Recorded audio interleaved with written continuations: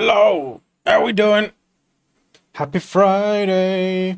Before we start, let me know if that fan in the background, what is it down there, is annoying. It's absolutely scorching in here. It's not showing on the mic, but if that noise is something you can hear audibly and it's annoying, let me know and I'll turn it off and I'll just sit here and profusely sweat. Oof, what's going on with this hair? Oh, it's Friday. It's flipping Friday. Yes. How's everyone doing? Have you had a good week? Oh, hey, Safie.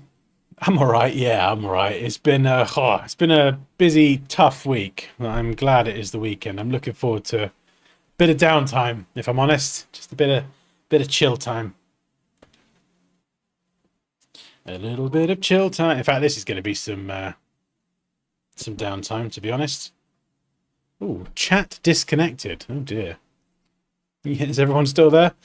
Yeah, these streams are always really kind of just. I can just relax and have a laugh, have a giggle. Is the internet all right?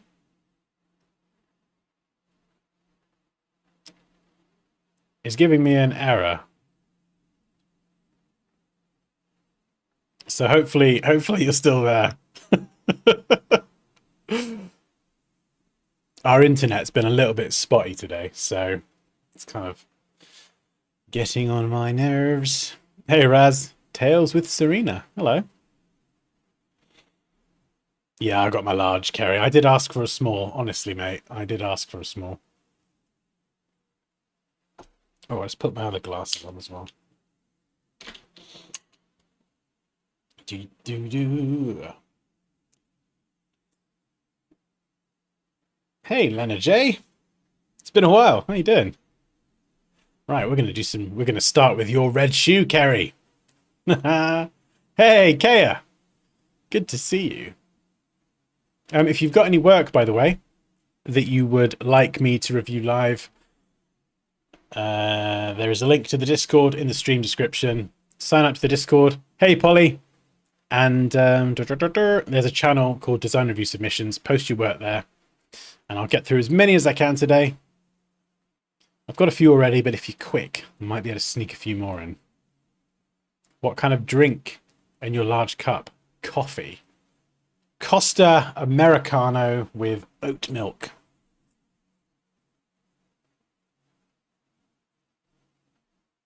Yeah. Oh, yeah, I know. Hey, sorry. Hey, sorry. Hey, Safety. Yeah, sorry. These streams sometimes are a little bit last minute. It's sometimes when work's just life and things are really, really busy. I try and sneak them in where I can. So, I try to, if I know I'm going to be doing one, I try and give a heads up. But sometimes I don't, and I think, oh yeah, I've got some time now. Yeah, things can be quite chaotic, sort of juggling work and family life sometimes. But yeah, I will try and give a bit more of a heads up. No, we've just started. Jaloomy. We have just started. What was I going to do? I was going to do something. I need some music first of all. Well, no one's complaining about the fan in the background, so I'm assuming that the audio is okay. Which is good, because it's keeping me nice and cool. Right. There we go. Always coffee, indeed. Hey, Nick! How you doing? Right. First up. Okay, we've got Abdul. So we've got some designs here for a business card.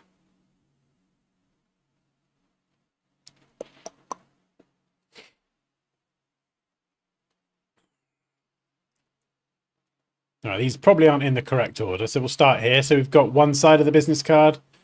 So a couple of different colorways. I mean, I really do like this. Yeah, chunk node. So here is the full business card. Let's get my head out of the way. Mark Brandon at chunknode.com. Yeah, I like it. I like it. It's clean. It's simple. I don't know how you feel about this. Maybe this is just my personal preference. I'm not sure. But the alignment over here feels a bit weird. Now, maybe this is just because I'm a stickler for making order out of chaos, but you know what I like to do is I draw lines like this. So lining that up's good. Developer just feels kind of like it's floating and not really aligned to anything. And at least in my brain, like you could align that to the left here and it wouldn't really change the design. The design would still look creatively the same, but you're just tightening it up a little bit.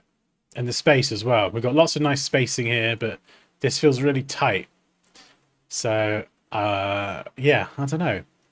Would you align this over here? Or do you agree with me that it should be left aligned? What are you thinking?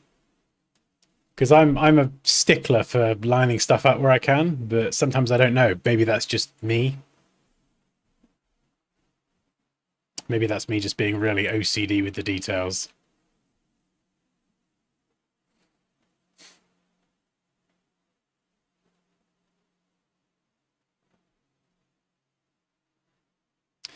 Yeah. Same with the dividing line. I mean, it's not really much of an issue. But for me, I'd probably just move it. Oh, I'm going to bugger it up now. So if it was me, I would just have it match the height of the text. Try and do this straight. Yeah. Do you know what I mean? Creatively, we're not really changing anything. It's just the side left and right is balanced. And then it actually lines up with the height of the text. So there's your before, which to me just feels a bit random. And then there is your after. It just helps everything feel a bit more clean and tidy. Do you know what I mean? Yeah, I mean, even if you did that, Nick, even if you aligned it with the surname, yeah, it would be aligning to something. Whereas at the minute, you know, if we look here, it's not even central under the surname. It's not aligned to anything.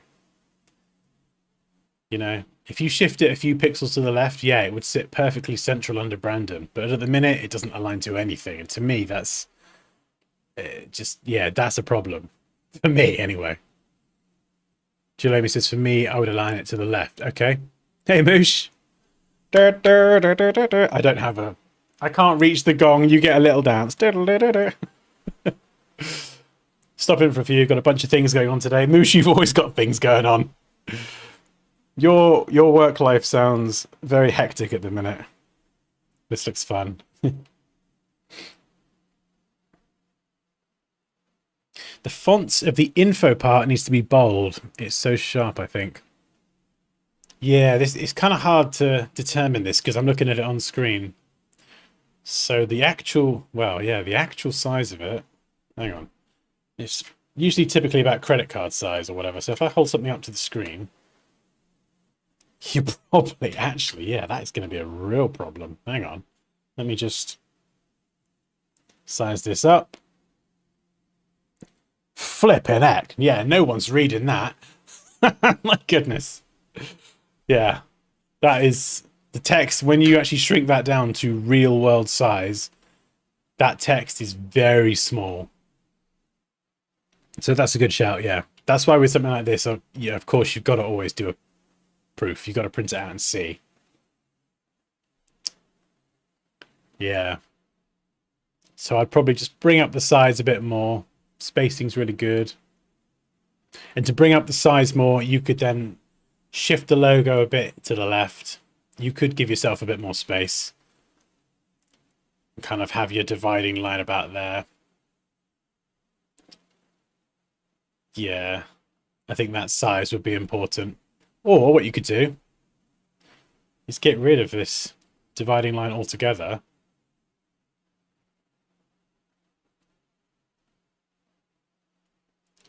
Line everything up to the left. Sorry, I'm going to try and botch this together now. You like if you line everything up to the left like this, you automatically create a lot more structure. So you've automatically kind of created like an invisible line just by lining everything up to that left edge. So you don't really even need the divider anymore. You sort of have like a subtle kind of line, if you like. Does that make sense? So you could just push that over to the left, get rid of the divider altogether. I don't know. You just got to think of ways to try and get the get a bit more size out of it sometimes. I think we've got some mock-ups here as well. Yeah, I love this. This is Mark after he's rather excitedly thrown all of his new business cards all over the floor. Hey, I got my cards printed, just scattered them everywhere. Poppy, is that you? Oh. It's a child. You lost, kid?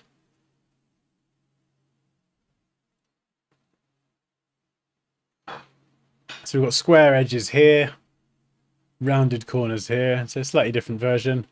I think the shadow, I mean, I like the mock-ups. This one feels a bit odd. I don't know what this is. It's like a marble surface with a weird strap thing, and the shadows don't feel realistic. The shadows here are way too large, too soft. It feels like the business cards would be levitating. So I would probably get rid of this weird band strap thing, have them flat on the surface, bring the shadows in nice and tight. Okay, and this is just another mock-up with them scattered everywhere, showing the other colorway. So yeah, really, really cool. As far as the logo goes, I do like it. What else have we got? Yeah. That's central there. On the mock-up, it's not central for some reason. You see the distance there to there is different, but I'm not sure how that happened, but the colors are really cool as well. Yeah, it's fun. You've got the full logo here and you just got like an aspect of that mark there. Yeah, really cool. I mean, to be honest, I'd probably just, unless there's a reason for having the different colors, I'd just ditch the black one, just go with the green personally. But yeah, really cool. Hello, Governor. Poppy's in the chat. Poppy, where are you? Are you at home? Are you hiding in the house? Or have you still escaped? Right, we've got some Photoshop now. Ooh. Oh, mega coffee. Hey, Afif, how's it going, man? Welcome, Governor. All right, Governor. Hello, my fellow pumpkin seeds. Poppy's lurking. Yeah, she is. It's because I got the kids. She's swanned off for the day. Right, this is by Graphic Idea. Poppy's hiding. She's hiding, not very well. Hiding everywhere. Yeah, she could be behind. Oh, she could sneak up behind me and scare me. That'd be embarrassing. My God, literally piss myself on stream. That'd be super embarrassing. When she scares me, I squeal like a pig. Right. Anyway, squealing pigs aside, this is really cool. I love this. This is a JPEG, so there's not a lot I can do with it. Universe ice cream. I guess that meant to say universe. Universe is a font actually. Yeah. So I'm not entirely sure what the context of it. I'm not even sure what I'm looking at, to be honest. I think it's just a bit of photo manipulation with a bit of type. You know, just pure creativity. Nothing wrong with that. Yeah, no, I like it. I think the earth could do with a little bit more glowage around the edge. So let's see what we can do. Actually, it's going to be quite limited because this is very it's a flat image, so there's not a lot I can really do, but we could try a few things. Right, first of all, I'm going to get rid of the text because it feels a little, it's fine, but it feels a bit like an afterthought, and we're going to see what I can do. Do do do. Dee dee do do do do. Do do do.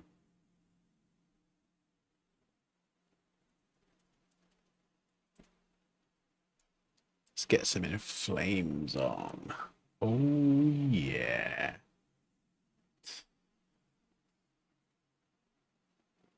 It is.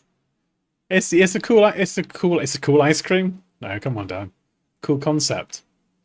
Right, we'll get rid of that. Am I going to make a selection of this ice cream? Even Photoshop's new insane selection tools. I don't know, but we'll try it. Will it get all those tiny bits? We'll see. Flip it, heck. My goodness. That is good. All right. Maybe if we take a sec to slice this up, we might be able to have a slightly more effective play around. So I'm just going to use generative fill to fill in all the gaps. And we'll grab the earth.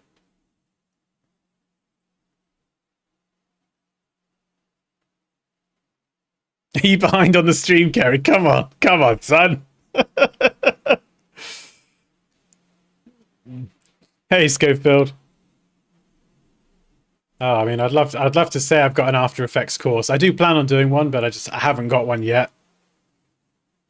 Also, just to let everyone know that I do have my full course program linked in the description for anyone who's enrolled in the Ultimate Designer Bundle. That's what it used to be called, but I've kind of changed the name. So if anyone's enrolled in it, don't let me confuse you. I've just changed the name to Pro Designer Mentorship, because I do a lot of I provide like a lot of one-to-one support, and it does honestly feel like a little bit more of a mentorship program. You get the courses, but I'm also very, very active in working with people, reviewing work and helping them level up in the DMs, kind of behind the scenes. And I feel like the Ultimate Designer Bundle, the name didn't really do that sort of aspect of it, the kind of the personal support aspect of it justice. And I feel like mentorship just describes what I do a little bit better. So it's still the same offering. You get the courses for Photoshop, Illustrator, learn how to do what I do pretty much every different type of design you see me do. Logo design, web design, graphic design, icon, drawing custom letters, illustration, blah, blah, blah. But then you also get the support as well. So I'm there, lurking in the DMs, always watching. Yeah, and I like mentorship, Moosh. I like working with people on that sort of more personal basis and just being that person that can be there to just bounce ideas off or give feedback. I really enjoy that. So I feel like, yeah, like before, even with the sales page, I did an okay job talking about the course, but I didn't do a good enough job actually selling how much support I do provide and how much I actually give a shit. So I need to do a better job, I think, talking about that aspect of it. So yeah, if you wondered why the name has changed, that is why. And if you have enrolled in that or any of my courses, please do not hesitate to use me. I am here. Right. Pimping myself out aside. Let's get rid of this one.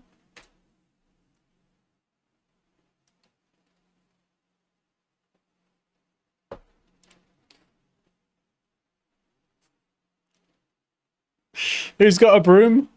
What are you on about? What are you talking about, Kerry? Okay, right, let's see what we can do.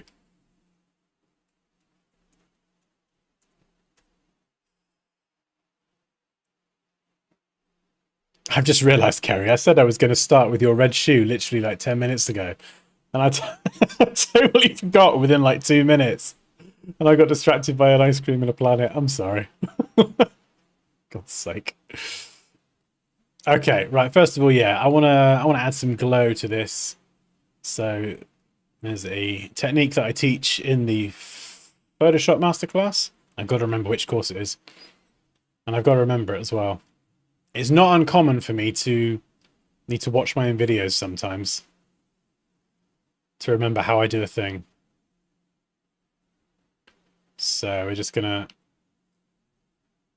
lighten this up gradually, create a little bit of a highlight, align these together, merge, Actually, we could use that for something else. So we've got a glow, then we can do that. I mean, you could even use that for some stars. I wasn't going to do that, but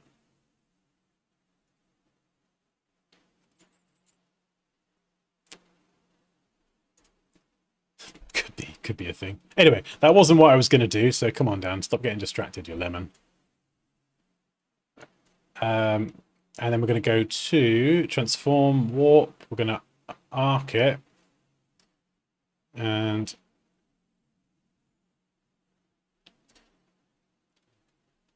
see if I can match that. Probably should have created it at a bigger size. And then we'll try a blending mode. See if we can punch it up a bit. Linear dodge. Add, yeah. Yeah, so you see it just adds like a bit of a glow, and obviously you can fine tune that. We could try another version. Let's try blurring it.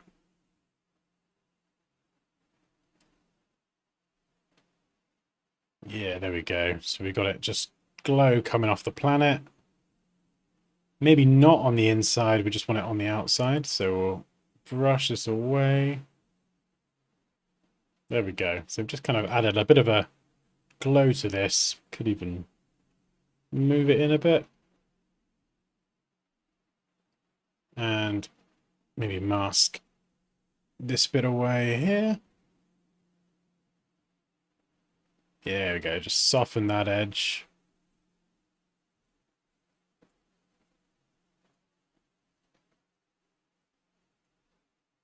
I'd probably keep the planet maybe a little bit more in focus. I don't know. It feels a bit too artificially out of focus there, but that's fine. In fact, I think the composition as a whole feels a little bit off. Like I might maybe tilt it up so it's kind of pointing corner to corner.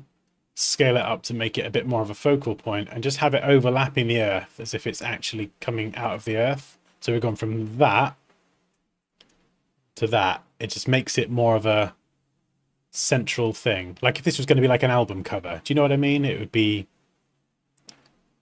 sort of structurally a bit more of a focal point. Hey Kev, how's it going?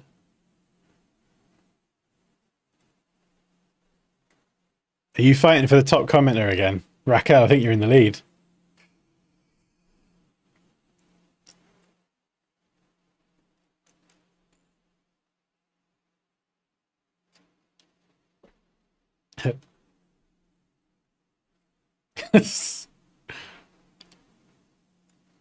I did not forget to mention the old button. Were the 5 ways I suggested to add clipping masks not enough for you, Kerry? 5 different ways.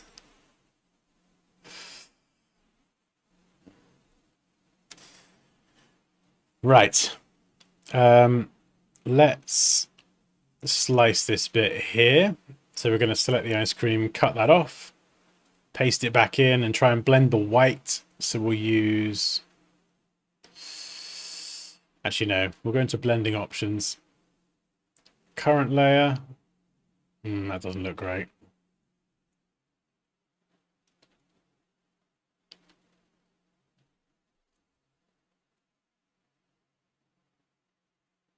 Let's try something else. So we'll try a multiply underneath.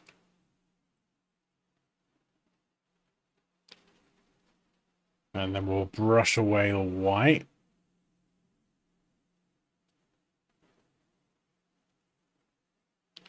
Just getting rid of those white bits. Yeah, this is a bit feathered there. This whole thing would need a bit more fieriness to it. We could... have I got any fire brushes? I must have. You kind of want like a flaming trail of smoke, though, not like a normal flame. That could work, maybe. Let's give it a go. So we'll stamp in some yellow fire. Now, obviously, that looks questionably terrible. We'll make it orange. And I forget the blending modes that I use for this. It's a very specific technique that I usually forget.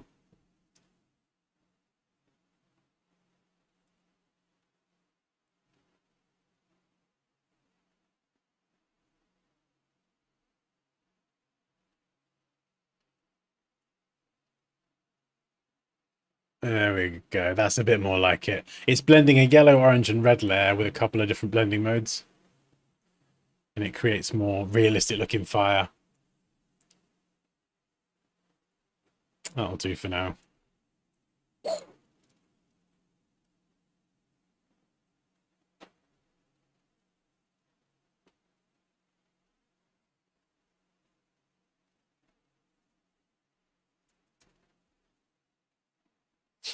And this is why I love teaching and learning the tools. You know, it's obviously not everything. There's a big, there's so many things you've got to learn to do as a designer, or just as a creative, really, whatever it is.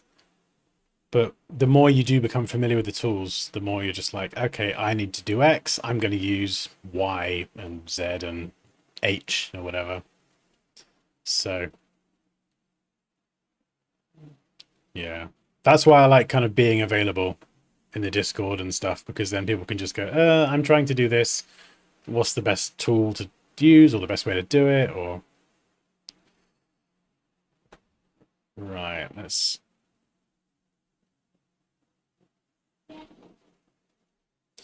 maybe some sparks. I've got sparks. I might have sparks.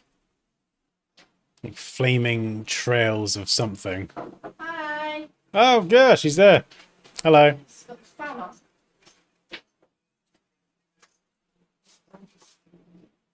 Obviously, this part of the process, the longer you spend on it, the better the result is.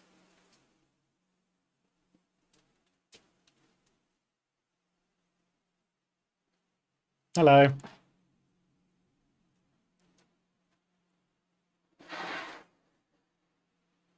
And then I think, yeah, this is a little bit feathered and faded out here.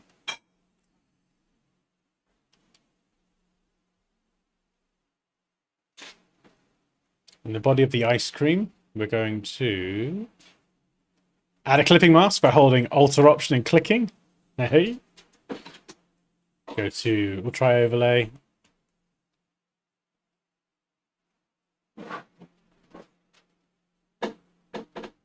We're just going to brush in some warmth there, where this flame is kind of casting the fiery effectiveness onto the cone. That was flipping awful English. I do apologize. I can't speak sometimes. Oh, whoops. Oh.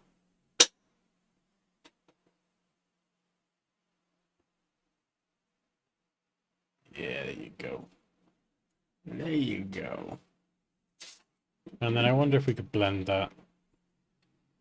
Let's move it up. Could we blend that? Let's give it a go. Now, using a soft brush, you're going to get a bit of a feathered, fluffy edge. So we kind of want something rough. We need a rough brush. Rough.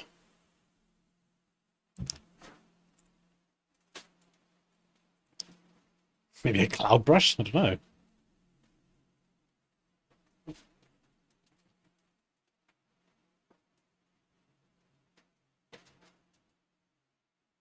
Yeah, that would need fine tuning, but that could work for now.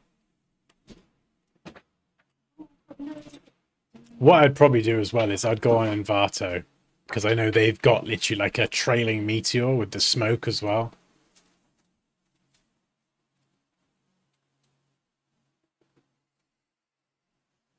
Yeah, because this flame extends a little bit too long. So I suppose we could try pinching that.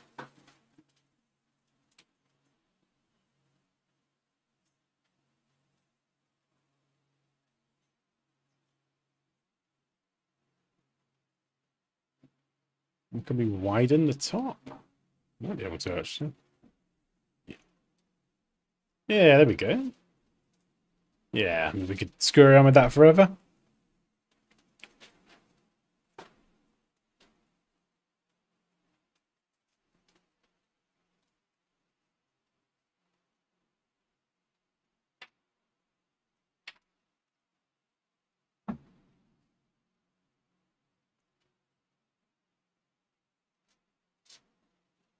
And you could add some motion to it as well.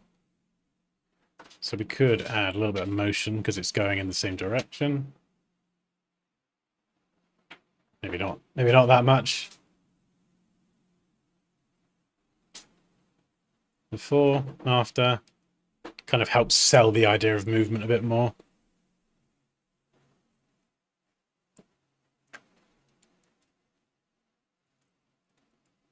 And then on the planet, we could do some blue.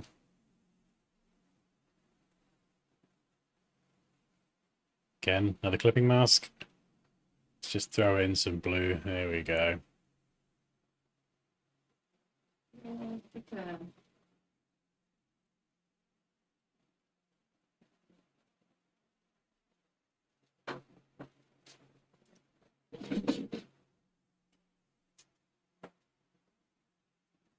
Oh, I don't know, actually. I think that looks a bit rubbish. Maybe we'll keep it a bit lower.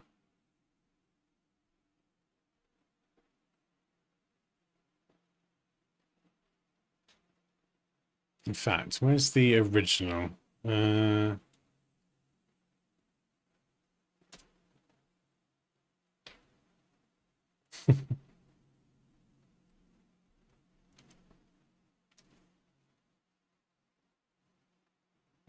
Is Dan getting skinnier? I flippin' love you, Raquel.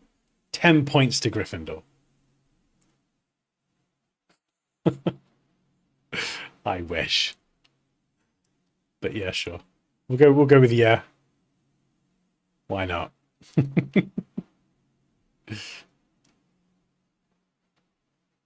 I'm on a special ice cream diet. It's where you just eat ice cream.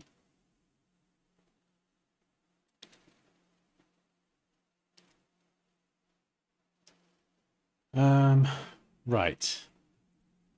Where is the original?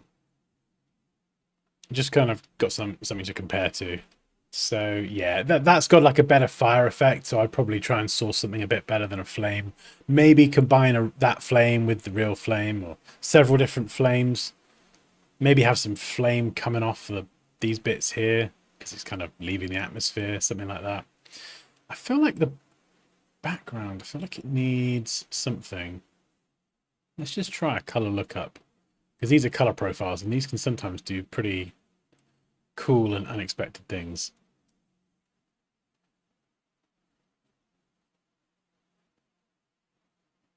Fire. Or let's try color balance. Maybe introduce some blue into the shadows. That's the darker parts of the universe.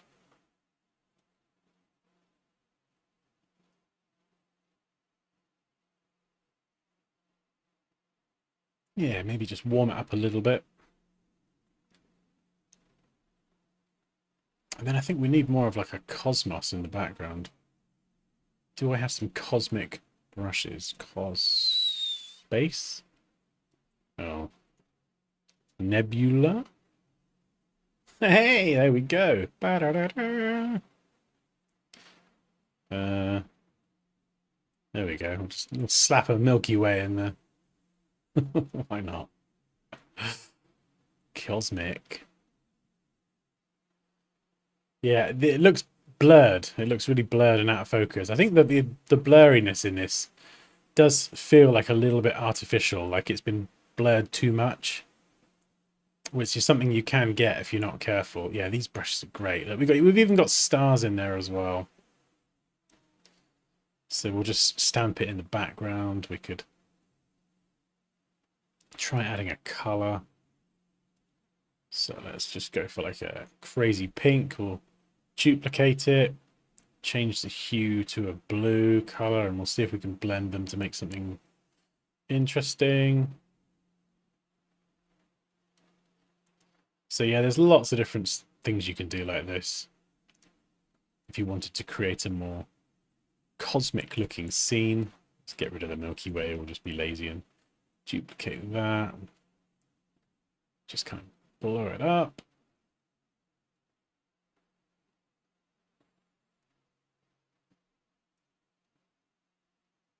And Let's just drop the opacity on that top one, make that more pink. I mean, there's loads of things you can do here. Building out, I would probably grab like a reference image of a cosmic scene or something, and then use that to try and create your own cosmos. And then the icing on the cake is obviously going to be a camera raw.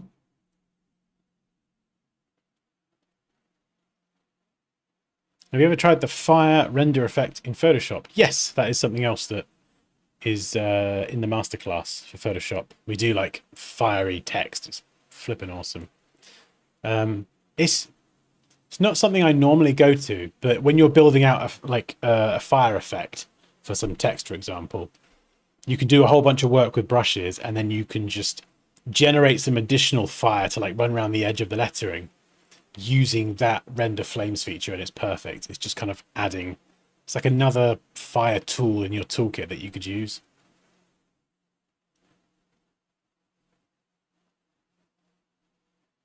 So yeah, I mean, what can we do with this? What can we do? Color mixing. I mean, yeah, we could screw around with that. Let's try the lens blur, see how what that puts focus on. Probably going to be the ice cream.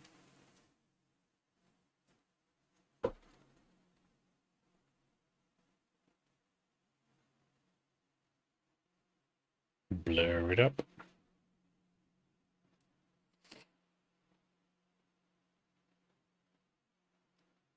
Yeah, so we might need to go and add a bit more blur around here.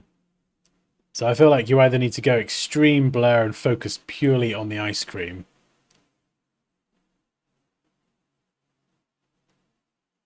or have the whole thing in a bit more in focus.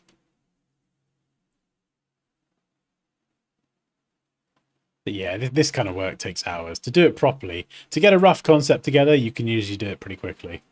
But then it's just, and this is what we were talking about the other day, Raquel. It's just layering after layering, polish after polish, and just like doing one pass, second pass, have a sleep, do a third pass. And it keeps getting better. So that's where we started, and then that's just with a quick bit of retouching. And I would, if I were doing this properly, I would spend hours refining everything that I've just added. Yes, if you want to join the Discord and submit your work, there is a link to the Discord in the stream description.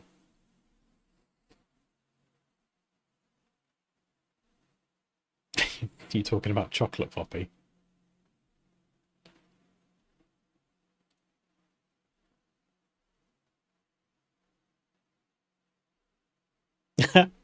Yeah, it's the layering can get pretty crazy, but I think if you like name everything well, which when I looked at your file, I think I was able to pick your file up and make sense of it pretty quickly. So that's usually a good mark of, you know, well organized file, because I was able to pick it up and in a few minutes, you know, be off and away.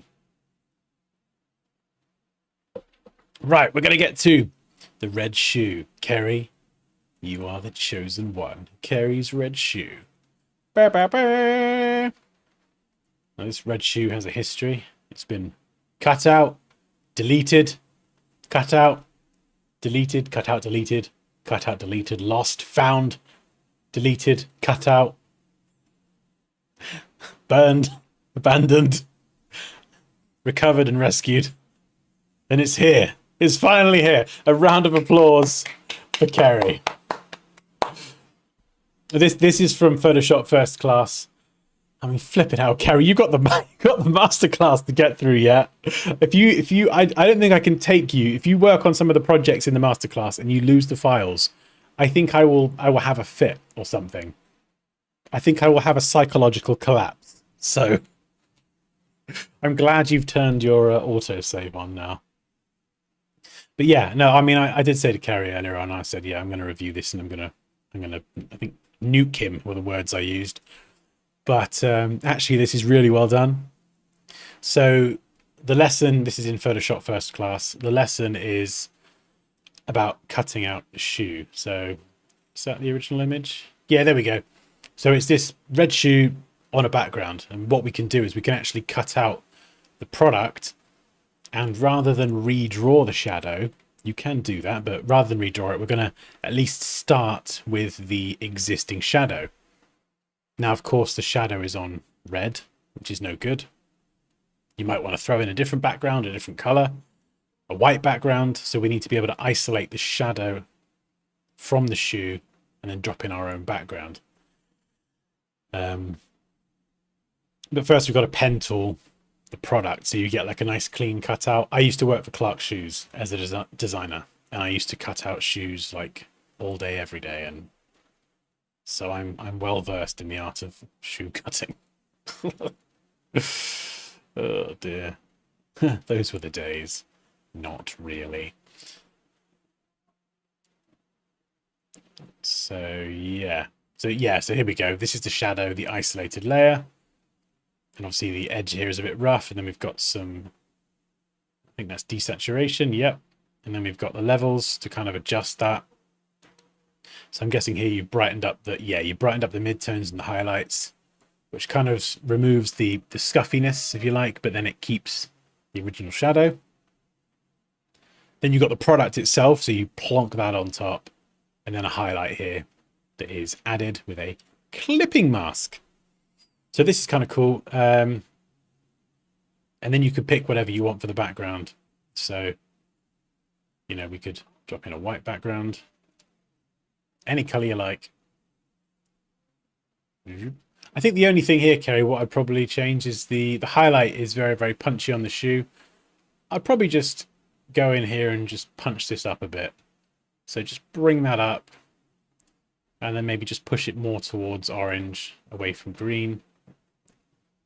And you see what I mean? It just goes from like a little bit murky to a little bit, tiny bit brighter.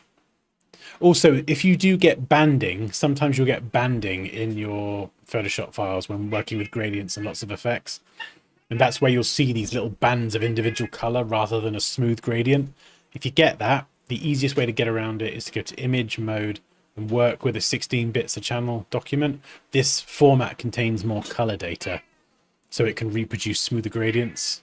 I'm not seeing it as an issue here right now, but I just got to mention that. And you can also check, it's the cat meowing. You can also check the dither box as well. And this can sometimes just remove banding as well. So two different ways to get around that there. But yeah, no, this is solid. Yeah, looking really good. Proud of you, man. You did well. We got there. The red shoe. That would be a great children's book. Kerry and his missing red shoe. Once upon a time, there was a boy called Kerry, and he had his favourite red shoe. But unfortunately, one day, Kerry went out and lost his red shoe. Kerry was so upset. He cried and he cried. He couldn't find his red shoe anywhere. All of a sudden, Kerry looked in the recycle bin, and he found the red shoe. Kerry was the happiest little boy ever. The end. You could literally sell that as a kid's book. This is gold. This is good. You're not even listening, are you? Wasted.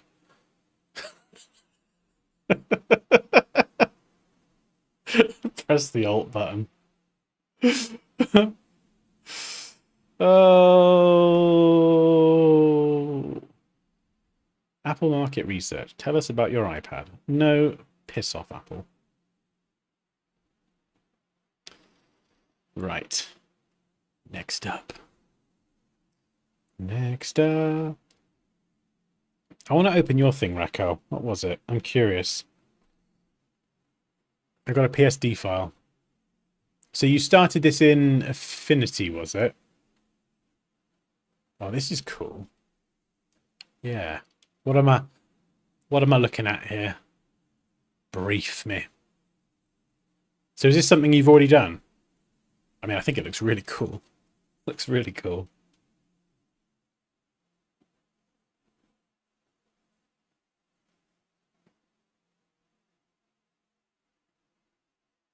So you started it in Affinity, and you've brought it into Photoshop.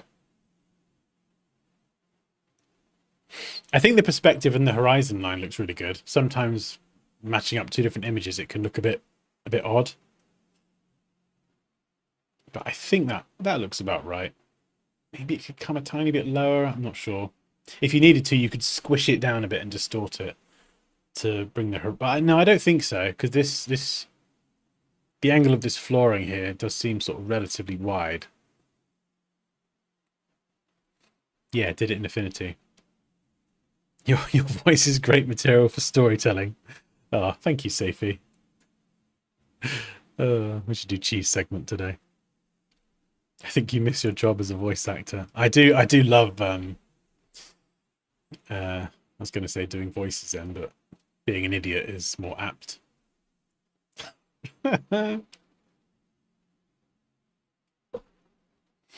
So was it the shadows? Should I do this in Photoshop? You wanted to look at the shadows. See, the shadows here are quite, you can see some of them, I think. They're quite subtle, and they sort of get a little bit lost around here. It's kind of hard to do though, because it's not a layered file. So I'm not entirely sure what you want me to do with this, my darling.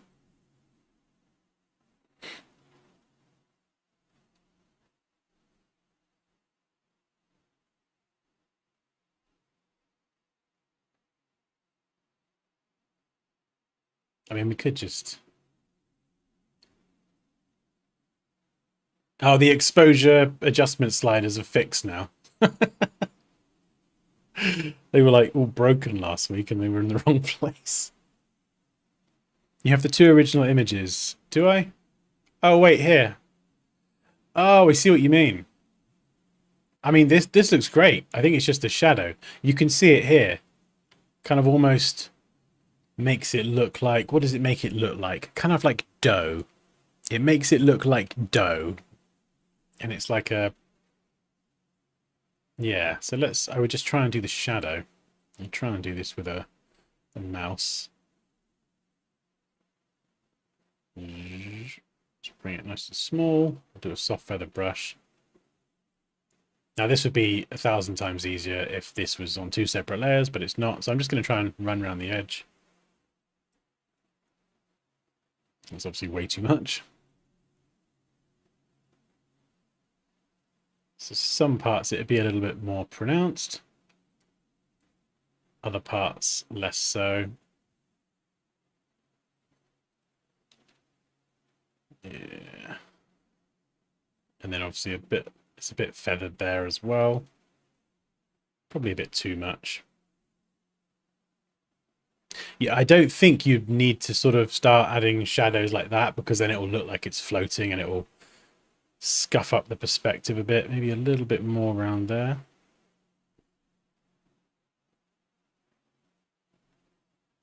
Yeah, so we're just sort of hugging the edge almost. Do you see what I mean there? So if I turn this off and on.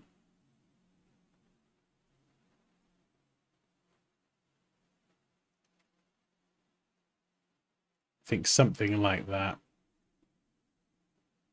If this wave is kind of turning up a little bit.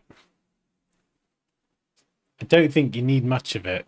And then you've got this as an adjustment layer, so you can dial up or down the intensity of how dark that shadow is.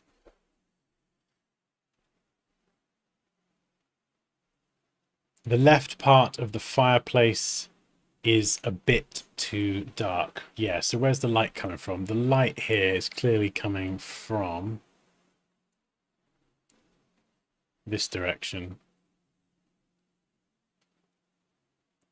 Why is that not drawing? Oh yeah. So that's the direction the light's coming from. So, okay, let's have a look. So what I'd probably do is we'll do another exposure darkening layer. We'll clip that, invert it. Again, same soft brush, but we're just going to go with a really low flow value. And this sort of shadowing here. So let's just Okay, so it's a doorway here. It's going to be casting some sort of shadow. I mean, sometimes you don't really know until you start brushing in. That looks a bit crap, a bit murky. If you get it looking a bit murky like that, it can be because you pull the exposure too much. So instead, I would just dip that a little bit and then push the gamma a bit harder. That's a mistake that I've made a lot and I still do make sometimes. So exposure sometimes is the right way to go, but it can make it very murky. If it does, rely on that less and then push that gamma correction harder, because that won't make it murky. It'll just make it like really high contrast. And then we wouldn't really have too much shadowing here because the waves are higher, so they're catching the light. Just trying to sort of... Got quite a hard edge on that shadow as well. So let's just mirror that same hard edge rather than making it too soft.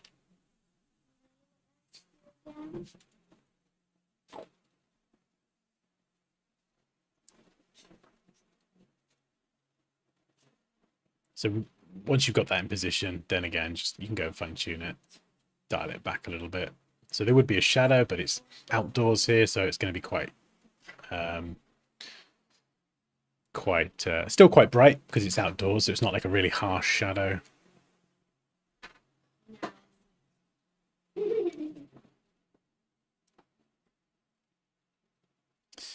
And on the inside of the door, oh crap, what have I done? What have I done? So let's take that. And we're going to brighten it up considerably.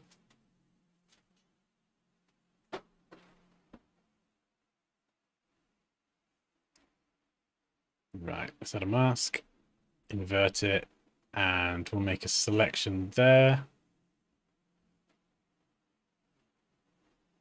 So we need to kind of have the light spilling from the outside through. So we're just going to start with a flow value of 20%. No, we're not. That's way too low. We'll start with 36%. We're just going to... Actually, let's try and use a higher value. I'm just going to run along this edge here. Just gradually brighten up this edge.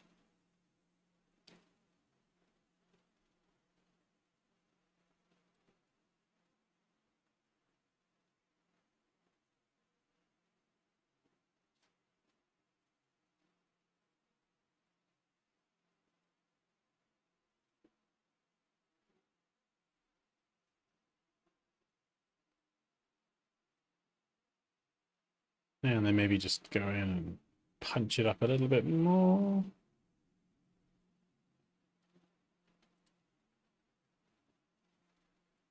And we could even add like a little bit of sort of spillover using like a really low value for the flow. Just something like that.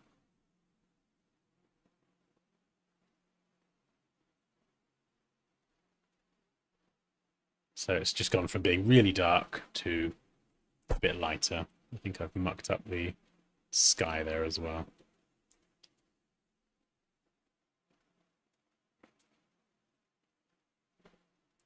And then we could even go and add a little bit of shadowing down here as well, around by the edge.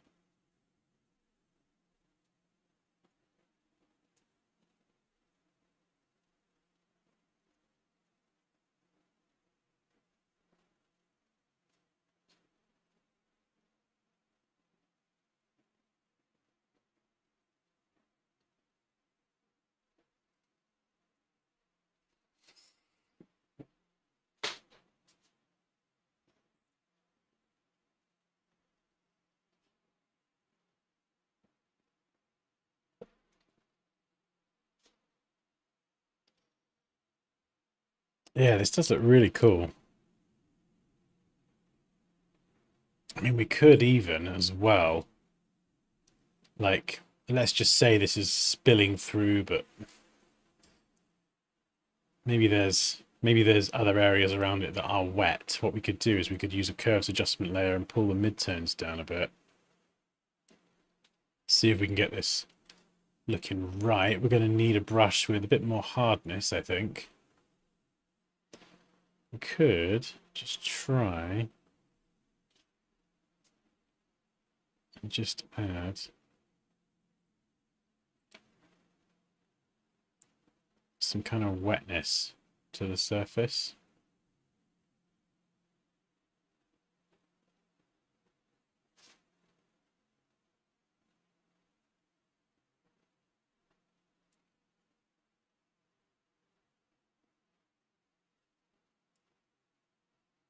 And then go and feather the edge so it's a little bit softer. And then maybe just see if we can blend it through.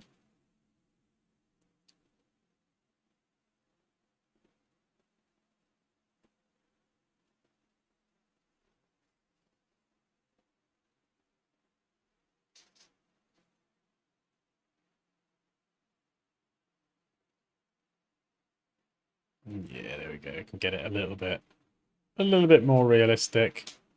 I think a large part of getting this to look good is going to be how you draw the wet areas as well. So I would try and use a reference image.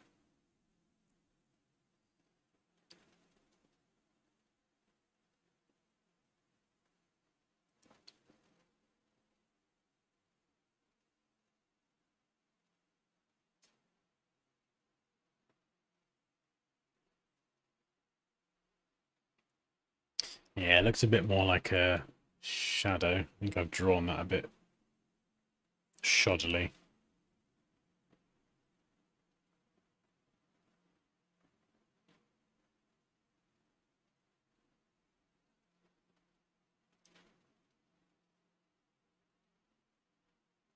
Yeah, I think for something like that, I probably need to get a reference image of like a wet surface.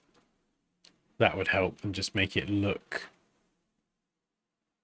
more like that. That looks a bit shadowy at the minute.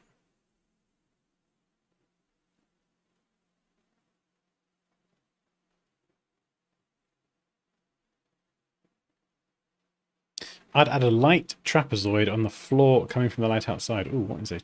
Can't remember what a trapezoid is. A light trapezoid. Oh, I've just got pictures of lamps now. I've just got ads. Great. Now I'm going to get served up ads for lamps later on. And don't get me wrong, I love a good lamp, but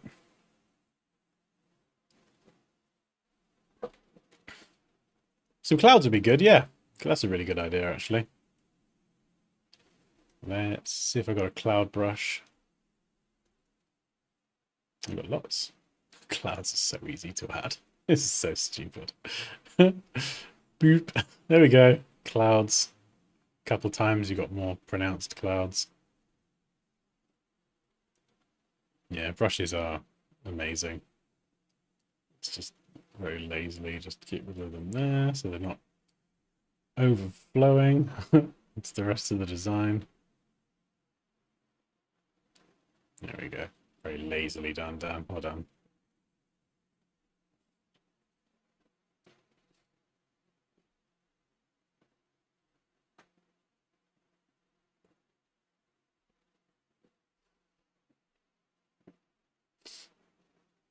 So that's the beginning, and that's where we've ended up. But this is the right sort of thought process, just looking for little things like this. You know, even something like this, you're thinking, okay, well, the light's coming there, and then that would be lit up by this, and oh yeah, clouds are missing. You know, if I'm adding that, what shadow would that be casting on a thing? That's exactly how you want to think about it. Yeah, I mean, you could, yeah, Tony, you could have the clouds coming on the inside as well if you wanted something a bit more impossibly surreal.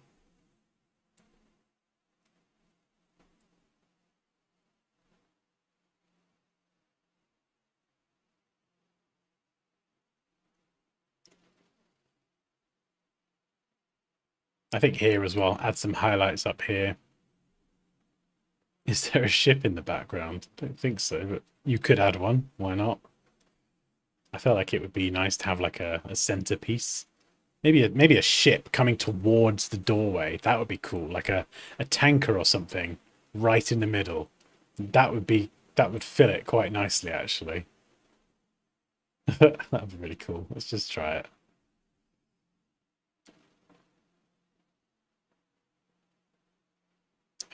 Make a new layer. Generative fill. Go oil, tanker, ship. Let's see what it does.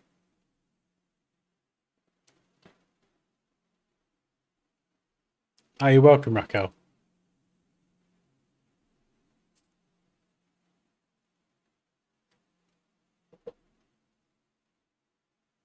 Actually, this is a really good thing. I know this is kind of on sand, but you could even try bringing some of this wetness in here on the sand and then blending that onto the tiles. I think the way you've cut this out is brilliant, actually. I think you, in terms of image selection, that's probably one of the most important things is pairing good images together. And you've picked two really good images here. Whereas if you pick, and you probably see me do this on the streams, there's our tanker. Meh. If you pick bad images that don't work, or if the angles don't work, it's like it's an uphill struggle in some ways.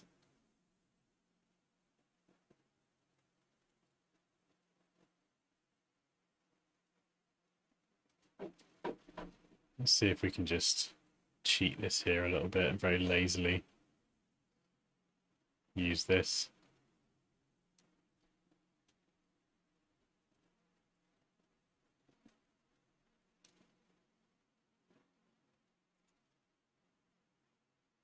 No, I don't think it's going to work.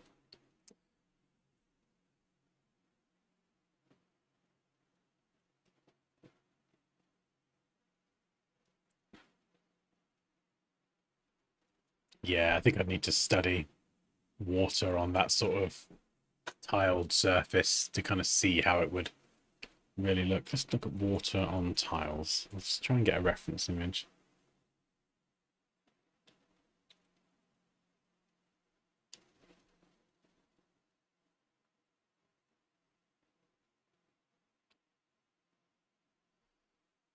Yeah, so something like this. Okay, so I think to sell this, we'd really need to reflect. I got an idea. Let's try something. I'll get rid of the tanker. It's just me being an idiot. Let's try something. So we're going to flip this upside down. We'll squish it down.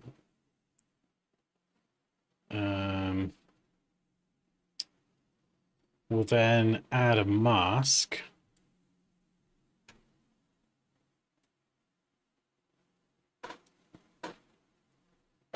And then we'll add this reflected area in there. I'm just going to try and do this real quick.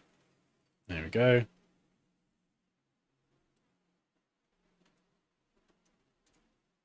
And let's do curves, but just on that. Darken it down. Ah, there we go. This could be a bit better. This could be better.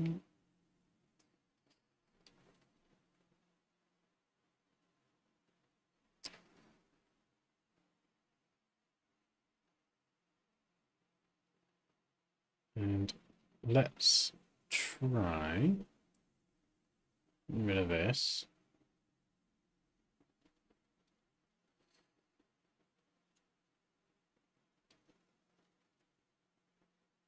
Okay, that makes it go a bit weird with the door reflecting.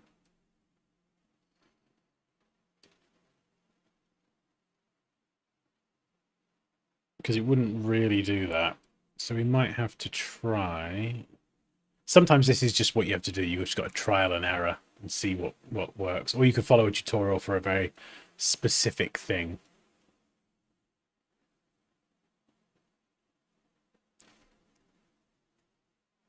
Okay, that didn't really work.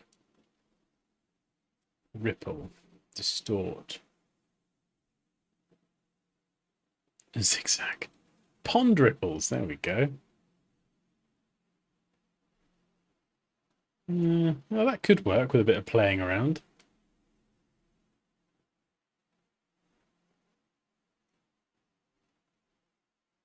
We could even. Have I got any water? You probably want like a water droplets brush or something. Ooh, I've got some water brushes here. I don't know if this is going to do the job or not. Don't think so, but nah, it's a bit too fluffy.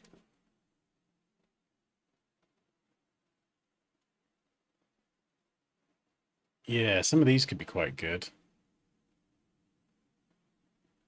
Maybe color burn. And then we could stretch the reflection out a little bit. And then go back to a softer brush.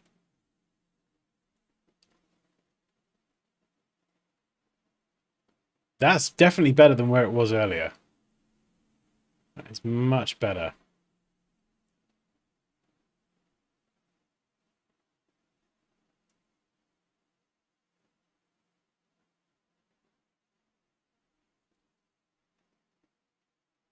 It kind of makes it look a little bit damper.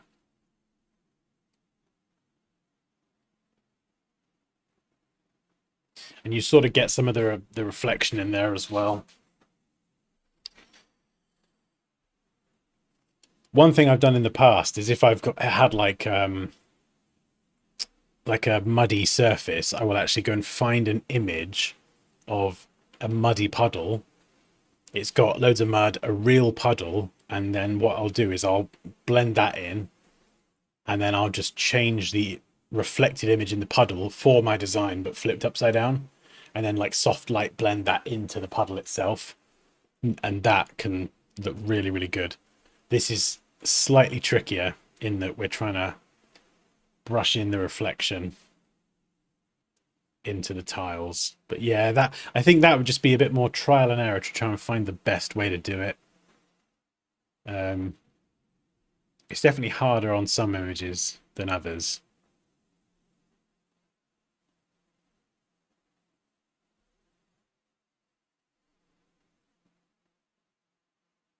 Hey Elaine, how you doing? I feel like I've not seen you for ages. Elaine!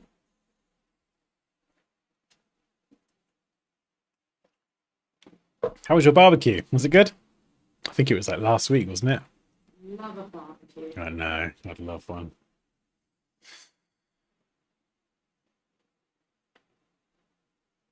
Oh, I mean, this is what I would do, to be honest, Raquel. I think put the water in the fireplace, the ocean. But it's just the details. Like I like the idea, it's just the details and refining it.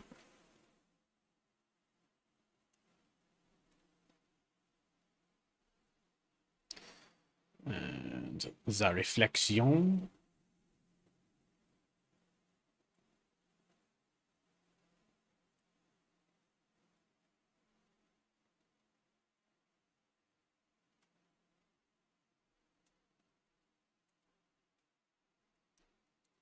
Oh, that does look kind of cool. And in fact, actually, I'm noticing more things now. If we've got light coming in here and it's very bright, we probably would get a good amount of shadowing around the edge. So let's add that in as well.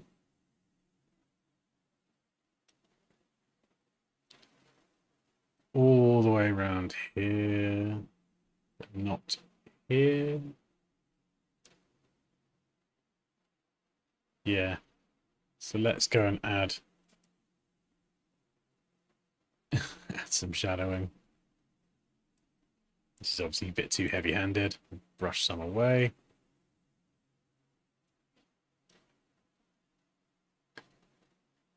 And then we can just dial it back a bit.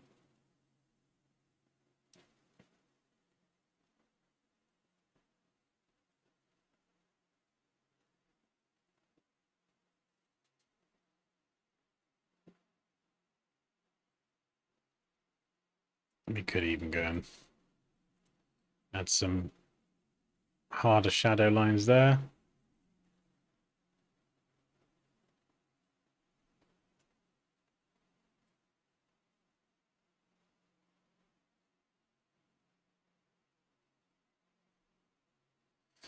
And if you've got a sun, for example, let's just say there's a, or even if you don't actually, I like doing this even if you don't have a sun. You can grab a soft brush and just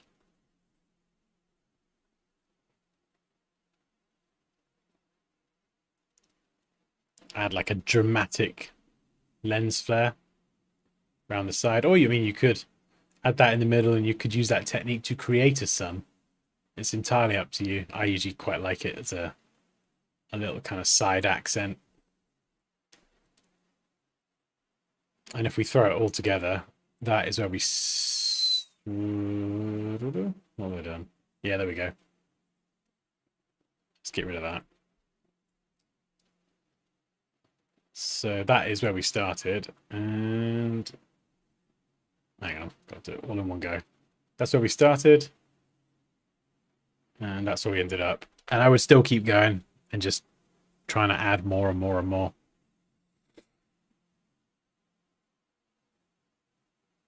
Oh, have you been suffering with the heat, Elaine? Me too. Like it's just horrific, isn't it? Have you got a fan? Like a really big fan? Hey, Gorav. Happy Friday. Yeah, you could add a few more splashes, some water splashes. I'm not sure if I've got any. I think there's that one in the course that you could use, but you could get some more splash brushes from Envato as well. Will there be time for my design? Oh, what is that? Where is it? If you point me in the direction of it, Polly.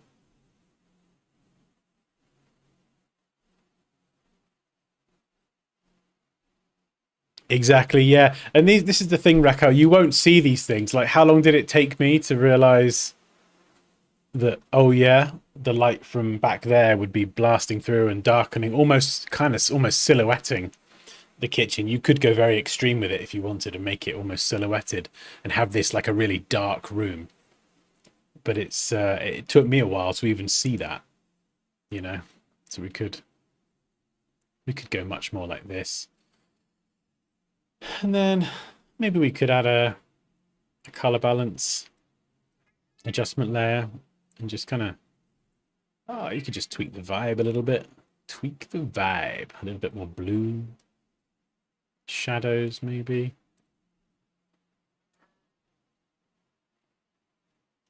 That did approximately nothing. Yeah.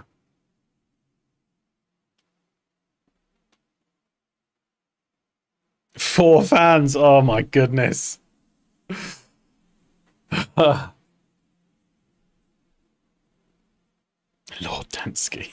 That is actually accurate. I am technically a lord, and I do own a piece of land in Scotland that is about this big. This is a fact. What is that? What do you say? Nothing. No, I was just saying that I'm actually technically a lord. Yeah. Lord and Lily, or Lord and Lord. You got yours done as Lord Poppy. Lord Dan and Lord Poppy. They changed it for me though. Did you have to pay extra, or were they like, oh, this silly cow? Yeah.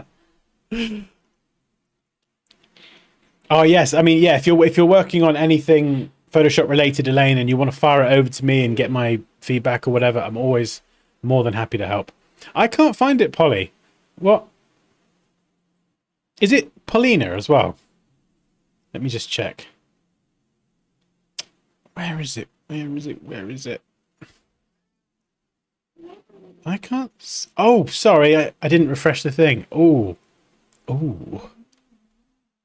Ooh, we're going to open that up. Ha! Cool. Let's open that up. We can read the book summary as well. VoiceOver Dan activated. Okay, so yeah, hopefully that was helpful. Oh, we've done a bit more Photoshop today. Good fun, good fun. Save and close. If you want me to send that file back, Raquel, just poke me. Right, let's open this one up. The Devil Next Door. Devil Next Door is a gripping psychological thriller that unravels the darkness hiding behind ordinary lives. When Emily Carter moves into a quiet suburban neighborhood, she hopes for a fresh start. But her next-door neighbor, Daniel Graves, you can never trust a Daniel, seems too perfect, charming, polite, and unsettlingly familiar. Daniels can be known to be especially charming. Gotta watch out for them. As eerie coincidences and unexplained events begin to pile up, Emily starts to suspect that Daniel is hiding something far more sinister than anyone could imagine. As her paranoia grows, Emily digs into Daniel's past only to uncover a terrifying secret that connects them in ways she never expected. But the closer she gets to the truth, the more dangerous her world becomes. Is Daniel truly the devil next door, or is something even more insidious at play? In a town where nothing is as it seems, the real horror isn't knowing who to trust, it's realizing you might be the next victim. You'd enjoy that, Poppy. Not that you're listening. Cool. Right. A.R. Blackwood.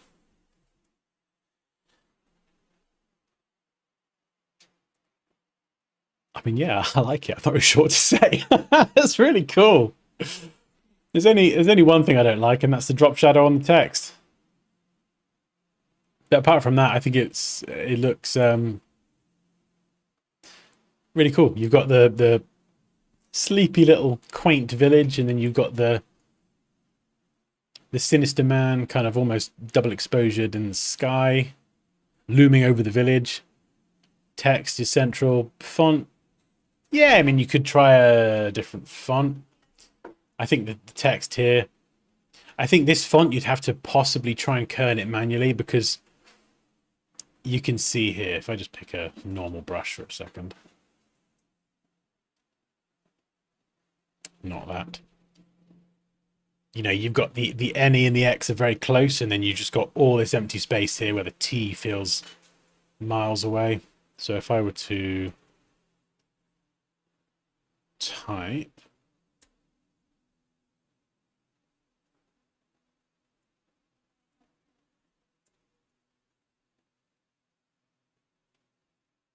yeah, so I think you've possibly kerned it a bit strangely. Let me just, yeah, so it looks like you might have manually kerned it, I think, and the space between the X and the T feels a bit off. But because of the nature of this font, you might want to kern each letter manually anyway. Like the E and the X here are very, very close, whereas these D-O-O-R letters, they feel very spaced out. So I feel like you'd have to kern that a little bit on a more individual basis. Devil.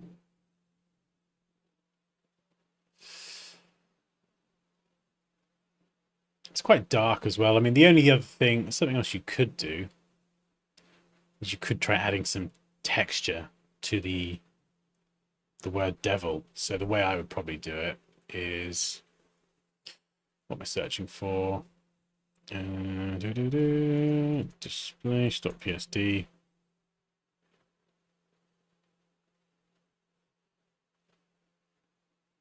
I'm just trying to find a texture file that's got really good.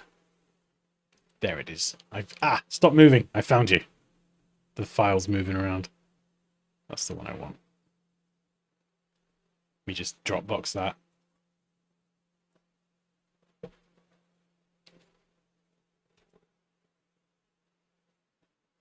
Yeah, this is great. This is from the YouTube channel Texture Labs.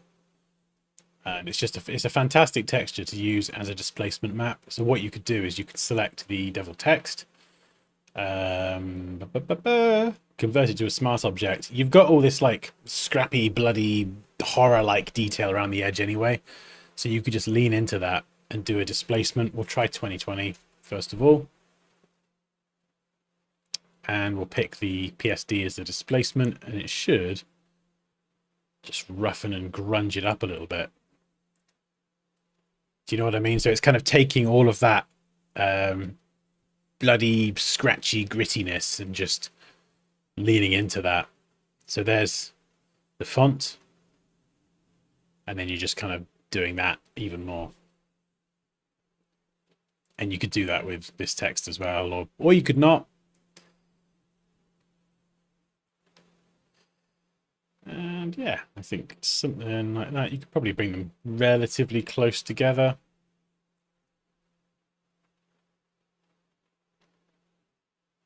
And then, yeah. What do you think about the drop shadow? Because I'm not normally a fan of drop shadows unless they're like for a specific reason. So unless it's stylistically useful, or if it's something like a UI design. Let's say you've got some cards or something and you want to lift them off the background a bit, then you can use a really soft drop shadow. Having like a really hard edge drop shadow, especially for UI design, I don't think works very well.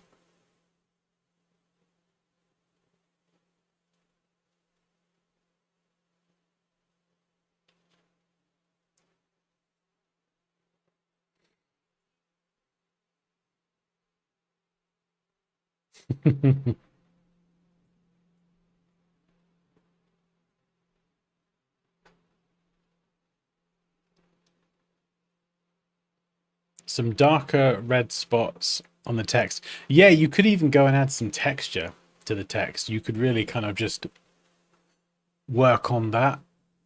I think it's the lettering. I think it's just a bit too close.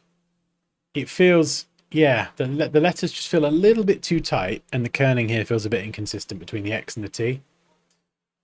So that's probably where I'd focus. I think the Photoshop work and everything is just, it's really good. I think it fits the theme. It's intriguing. I don't really read much, but even I want to read it. We could tighten this up a little bit for the main headline, and then leave it relatively spaced out for the other part.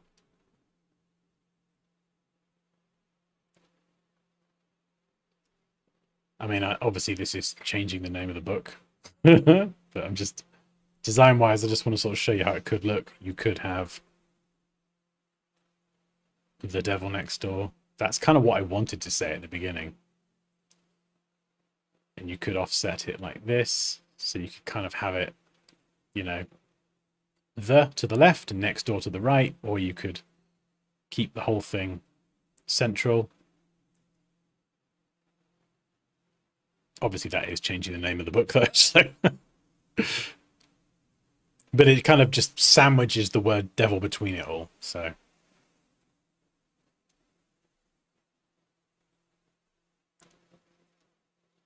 the visibility issue, yeah, I see. Yeah, I see what you mean. Let me just see if I can, because it's not a PSD, is it? Let me just see if I can remove this without destroying the image. Just give it a go.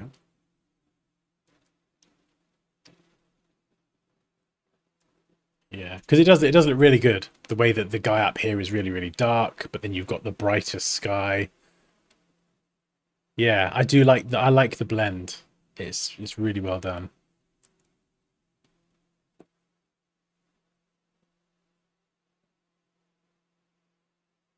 Yeah, that's not too bad. Okay, let's just remove that and then try and... Yeah. Oh, so I think I just brightened it. I just brightened the word devil a little bit. I know I'm obviously designing in RGB, so let's switch to CMYK. Bugger off.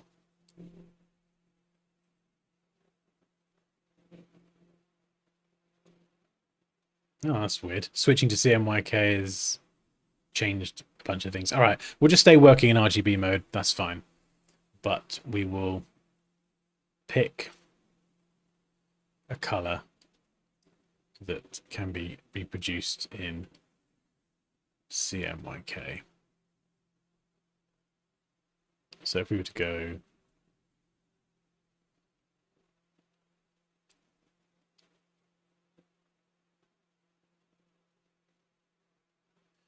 Yeah, I don't think that's got too much of a readability issue.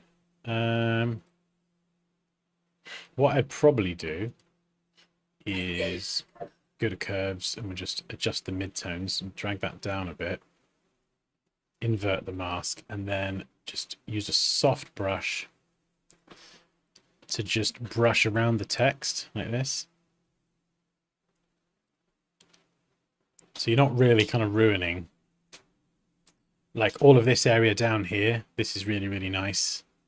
And you wouldn't have this if you had the sky really dark, the image and the of the person and the town would just blend together. So I think that lighter sky is a nice separation, but we're just darkening the area around the text. When you turn it off and on, you can see the difference. But to look at, you, if you'd never seen it before, you wouldn't be any the wiser. And it's a technique that you can use to just lift it off ever so slightly.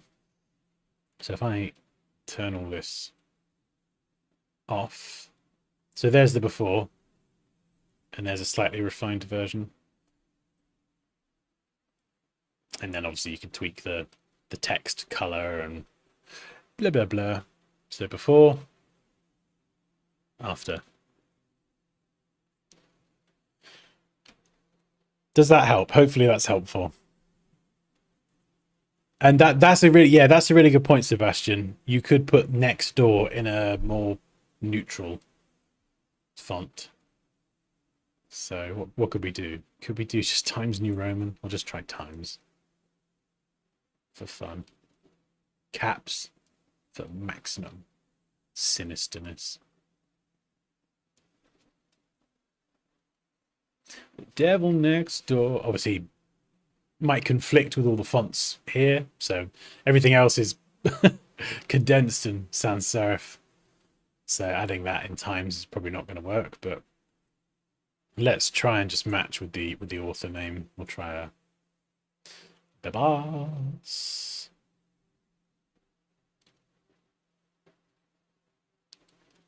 Bring the tracking to 0.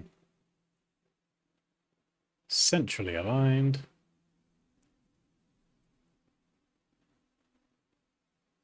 But yeah, sometimes this can be quite cool. You know, you can use the same font, vary the style, or you could have contrasting fonts. You could still bump the tracking and drop the size. There's lots of ways that you can contrast different fonts just by experimenting with color.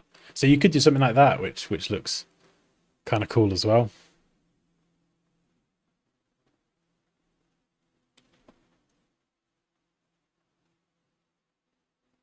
Yeah, I mean, yeah, you could do a little pitchfork devil tail kind of thing. Not pitchfork, little pointy tail. Just got to be careful how that looks, because when you start customizing lettering, it can be very easy to kind of mess it up.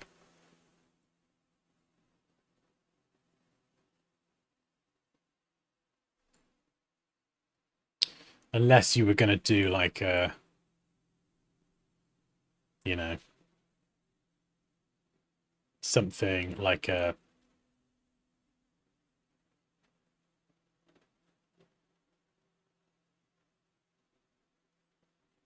little kind of tail like that, and then try and do the tail in the style of the font,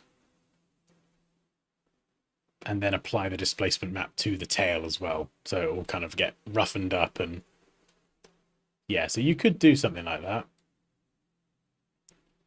but I don't know if it needs it. Yeah.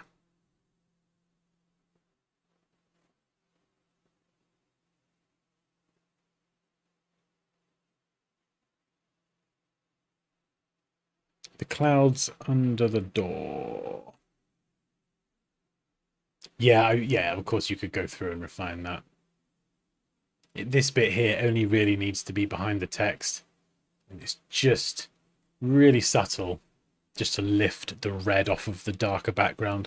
White isn't going to be a problem, but the red might if it doesn't have enough contrast. But for something like this, you would hopefully get a printer's proof anyway. So you'll be able to look at it and go, yep, that looks good, or no, that doesn't work.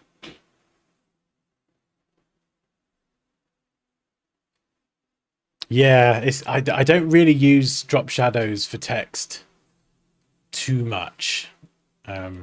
It's usually more strategic to lift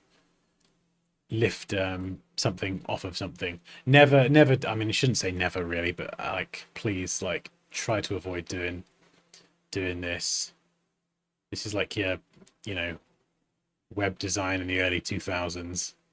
Really kind of hard drop shadow. Like, it can work sometimes, and maybe that's just me being an arse and it's a personal thing. Especially for UI. I mean, you could probably get away with it here, actually, to be fair, but for UI design in particular, it's like it just makes it look like dated. And using that sort of really hard drop shadow, I see it actually on quite a lot of designs that I review, is there's a drop shadow has been added, but it doesn't need a shadow because the color in the background's got enough contrast anyway. So it's sometimes a stylistic choice, but in actual fact, it makes the work look dated because it was a style that was a lot more prominent back in the day. And just by simply turning it off, everything looks cleaner and more modern. Yeah, I like it as well, Kerry. I think it's cool. Yeah, little details here. Space, this guy's giving me Punisher vibes. But yeah, like here, top and bottom. So this block of text is lined up to this, left and right on the reverse. So the text is kind of sitting centrally as well. Is this lined up? The barcode? Almost, pretty much, yeah. Yeah, so that sort of attention to detail is pretty tight. Is the text flush to the barcode? Almost. Nudge it down a pixel or two, but apart from that, same with the logo, but we're really splitting hairs there. Yeah, just checking alignment and things. Is this text central on the side? Don't know if it is actually. Let's have a look. No, probably not. So if this is the spine of the book, that text and everything in here would have to... This is central, yeah, that's central, but the text at the top, I don't think that's central. So when I'm looking at the book from the side, just purely at the spine, everything should be sitting central. And I think it is actually, just apart from AR Blackwood. You are very welcome, Polly.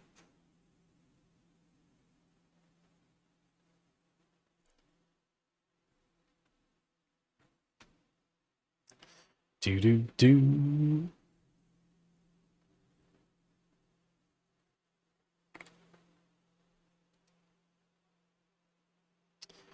Right.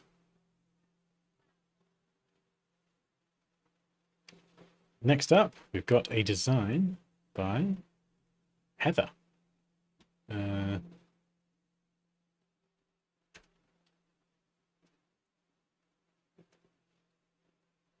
I flipping love this.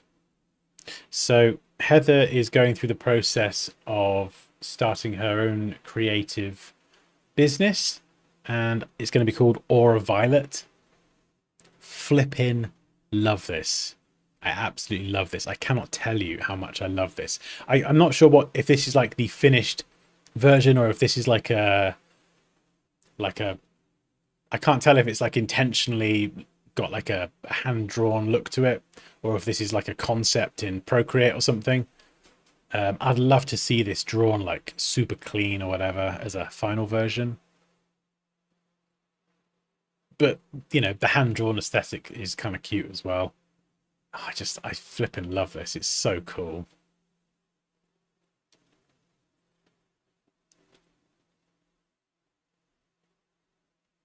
Oh, awesome, Safi. What are you going to design? Hey, you're welcome, Polly. I love this so much.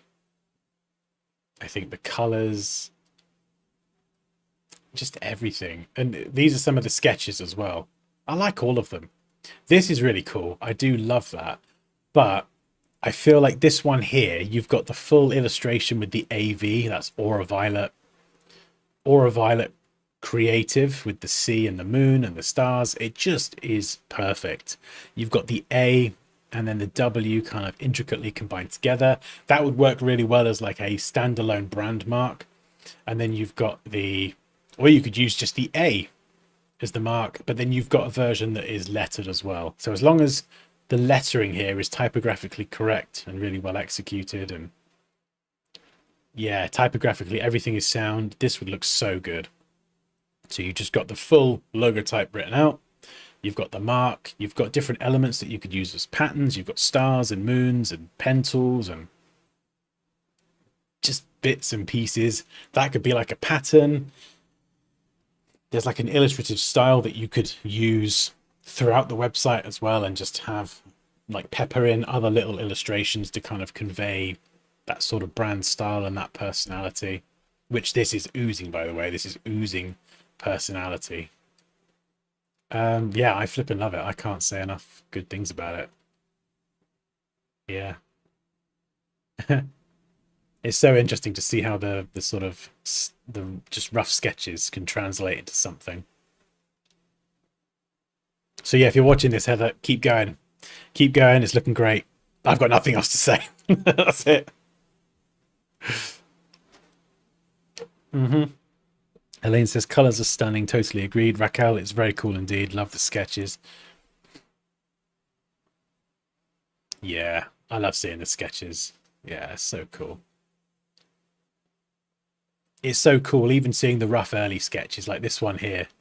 Just literally like a couple lines, and how that then evolves into this, and then that translates into that, and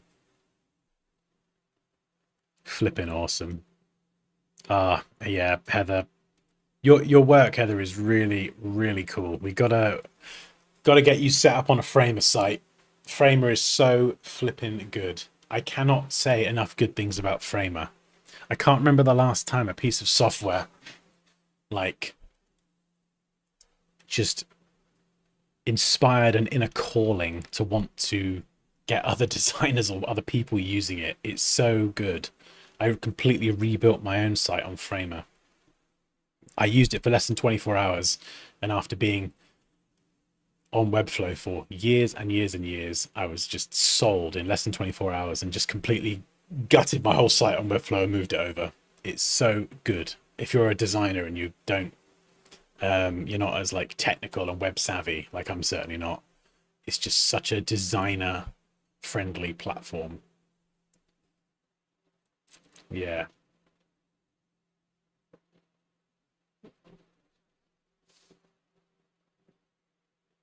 I need to create some stuff for a job application, and I was having a dip in energy inspiration. Watching this really helped me get back on track. Thanks. Oh, you're welcome, Sebastian. You are very welcome. What job and role are you applying for?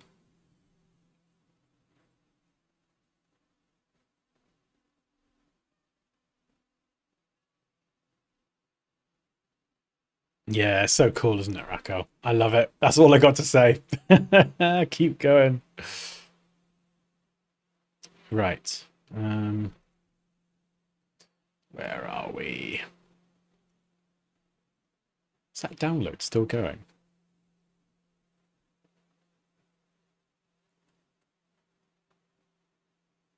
Oh no, there we go.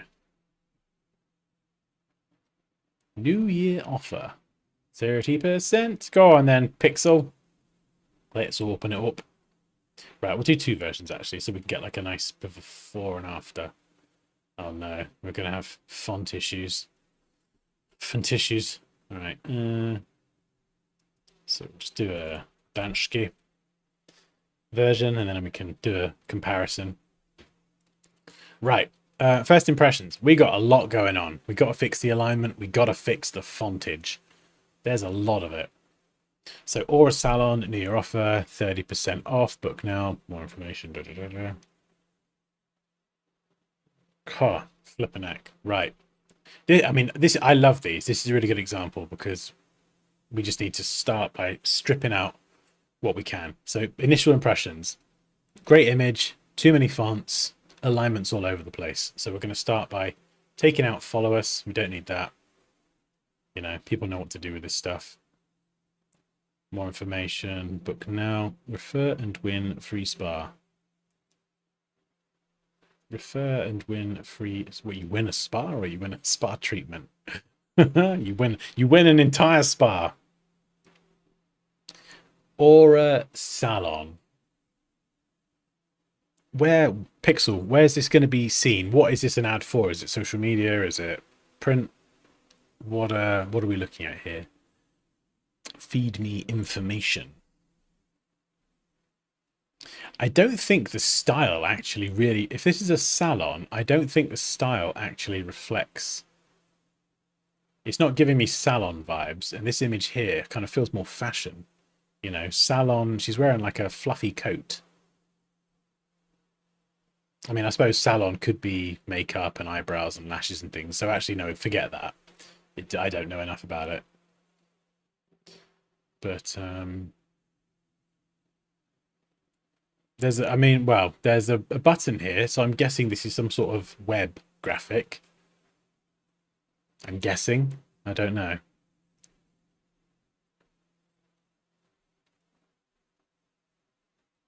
Yeah, that's a good point, Sebastian. This should be referring to something.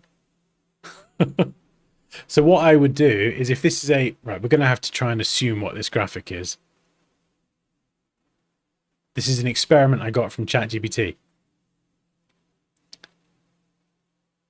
Oh, what? So did you design this, or did ChatGPT design it, or did ChatGPT just give you a brief and a fake fictional brand or whatever, and then you worked on it?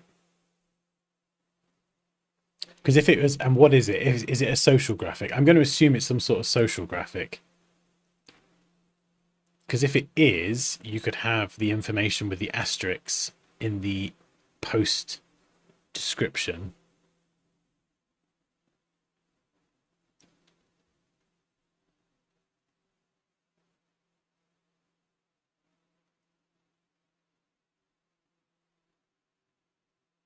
Okay, right, gotcha. So you made the graphic, but the brief was from ChatGPT. Gotcha. Right. So if this is like a social graphic, I would take off the logo, because the logo and the branding would normally be accompanied in the profile picture. And a lot of times no one really cares anyway. We want to get people to click this. They don't care about our logo. People don't care about our logo as much as we think they do. Right, social links. We can tidy these up. Left align them or do something with them. Book now. Right. There's too much. There's way too much on here. We got to strip this down.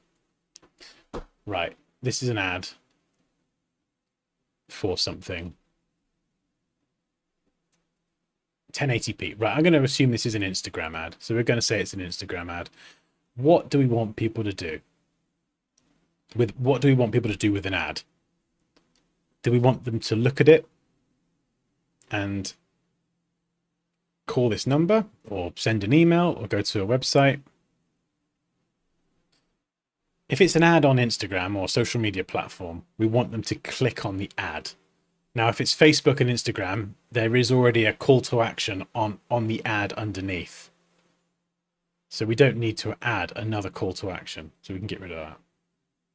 It would sit like down here and it would say shop now, learn more. You can choose your call to action. What else can we get rid of? Do we need the email there? No, probably not.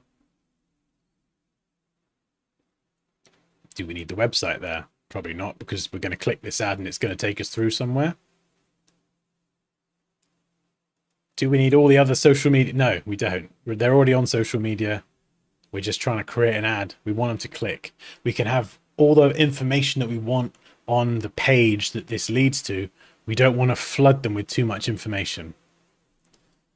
So more information. We can get rid of the phone number. We don't want them to call. We want them to click on the ad, go to the page. So actually, once you strip out the branding that no one really cares about at this point, and all the contact information that doesn't need to be there anyway, we're just left with the message. Does this make sense? Like, have I gone too far here? Have I stripped a bit too much out? This is just kind of how I'm thinking based on where it's going to be used, assuming that it would be like an ad on Facebook or Instagram. So, right, what do we got? Let's get rid of the line. We could have that as a stylistic accent. I don't think this... Yeah. Okay, because we're working to a fictional a fictional brief from ChatGPT, I think that gives me free reign to change the fonts, right? Now, I want to hammer home a point here, and I think font-wise, these are they look fine independently, but they don't really match the brand. I don't think. Doesn't feel very salon-y. And the point I want to make is that even using Arial or Times New Roman and doing the type well is more effective than just randomly picking fonts. These fonts here aren't too bad, but 30% off. This is like a really big selling point. So New Year offer.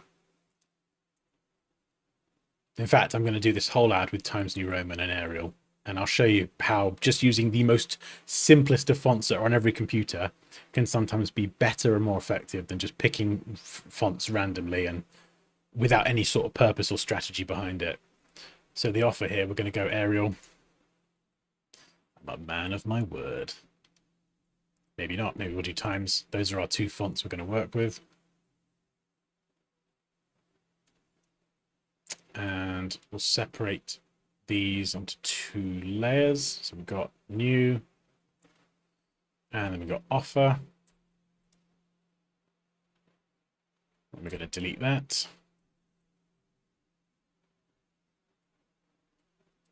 Then we're going to type new, and then we just got to rejig all of this. Right, what is the most important thing here? It's the 30% off. 30% off. So we want that to be there. We want to give this the most contrast possible. Red and black is fine. Black and white is better. Right, so it's standing out. Great. 30%. Percents and off can be a bit of a pain in the ass. So one way that you can do this, design-wise, I used to hate this, working with percentages and things. So one way you can do it is you can have the percent, you can squish it down, and then you can sneak the off in underneath like this and stack these two elements up. Right. By the way, if you're enjoying this and you want to learn Photoshop, Illustrator with me and just learn how to design professionally in general, you like all this stuff and you want this kind of feedback on your work, I've got my Pro Designer mentorship linked below. So that will teach you basically how to design like I do, and you get feedback from me as well to help you learn. And I'm always available because I never sleep. Also, fun fact, a pigeon landed on my hand earlier. Right, just sort of throw that in. Nice flex, Dan. So 30% off. Get up to, okay, right, we might have to sneak that in there as well, which is even more horrible, but sometimes you've got to get it in there. Up to 30% off. And then we can make that nice and big. Breathing space left and right is always really, really good, but obviously when this is really small on a phone, we want that to stand out. So that is going to be quite important.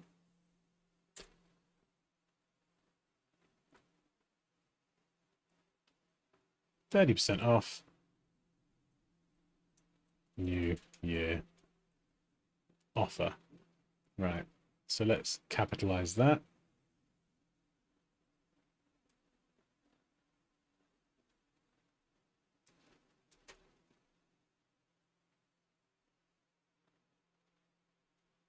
Do do do do do. So we could have new and year on the same line, offer on its own line. Color wise, pick something from the image.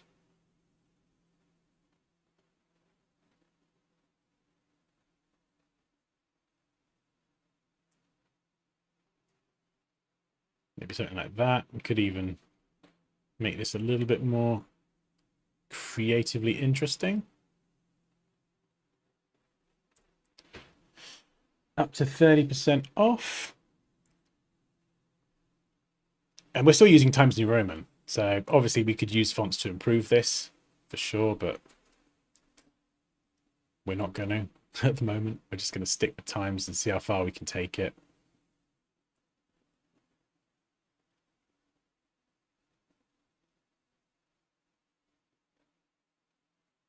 New Year offer. So we could separate the New Year part from the offer part. Bring in some colors. This image, I think we can make that full width. And just do like a dead split there.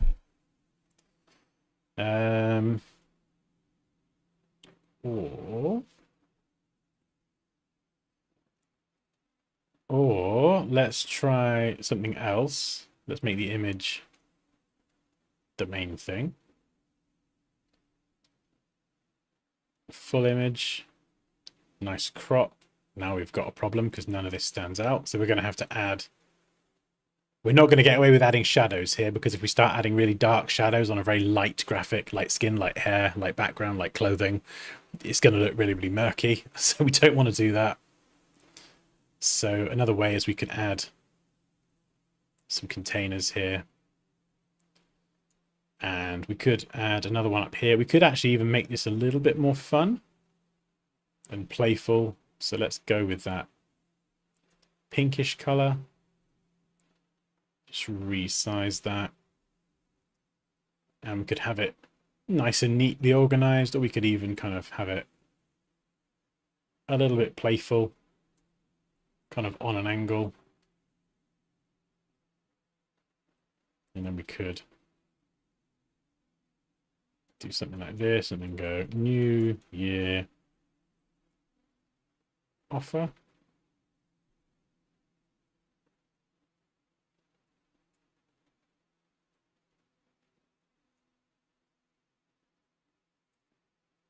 And I've rotated it now, so I've kind of mucked this up. So let's just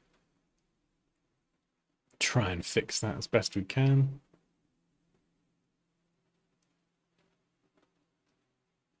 Something like that. That'll do. That'll do, donkey. And then we'll send that behind. So you can make it a little bit rougher like that, and have the text and on an angle and make it a bit more playful. It's not my normal thing because I quite I'm just more organized and a bit rigid. But you can see it does create like a little bit more visual interest sometimes, with everything being horizontal and straight and vertical, and as soon as you introduce angles, it can make things feel a bit more interesting. You could even match the angle and keep it consistent with this one, so it all sort of sits on an angle, and have it kind of covering part of it here. You can still see that that is the word off, even if you cover like a little bit. In fact, let's make the angle a bit less. I fell asleep. You've been asleep. What? What are you doing? You flipping numpty. I thought you were quiet back there. Or we could have this on an angle and we could center the whole thing as well. So let's center this.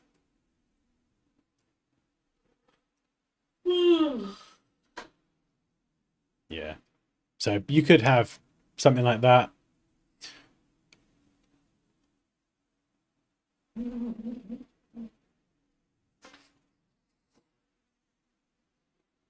Oi, Kerry. She's saying, I thought it was your fan rumbling, Dan. No, it's my rumbly tumbly. This is one instance where you might get away with using shadows, actually, a bit more intentionally. So let's just try this. Maybe not like that. We could go with a perfectly hard shadow. And then we'll pick the purple, and then we'll go with a darker shade. So it becomes kind of deliberately stylized, like a deliberate stylistic element. Or we could soften it and maybe do something even darker. Let's just copy it to the other elements, see how it looks. Yeah, you could get away with that. So then it kind of creates this layered look, this depth between all of those different colored boxes. Or you could just keep it looking flat. I think I'd probably just leave it flat as it is. Something else we could actually do as well, if we wanted to lean into this whole color thing, is we could add like a color fade. So let's send that underneath, and we'll just use the gradient tool to kind of run some color like this, and then pick a color. So yeah, you could go for screen if you wanted. Have a sort of purple. So you kind of got this sort of pink, purple kind of thing going on. And then try a different blending mode if you want to. Maybe have it a bit darker. None of this is necessary, of course. It's just a nice little stylistic touch. And then I guess what we could do is we could have, if we wanted to, if we did really want to get some branding in there. What was it? What was the thing called? I've totally forgotten. Aura Salon, that was it. Aura Salon. We could just go and, you know, pretend they've got a logo here. Why is the font weight chunking up? There's something really weird with the font. It shouldn't be staying chunky. I think that isn't Times New Roman. That is like extra chunk. I don't know what property is force bold. Oh, is that? Yes, they've all got force, but I thought that percentage was looking especially chunky. Yeah, don't use force bold if you can avoid it. Use a font that has a bold font. Like force bold is as a last resort. There you go, we've got a logo. Clean as you like. You could make that white, or we could make it a darkish color. Just pop that up there. If you really wanted to get some branding in there, you could do.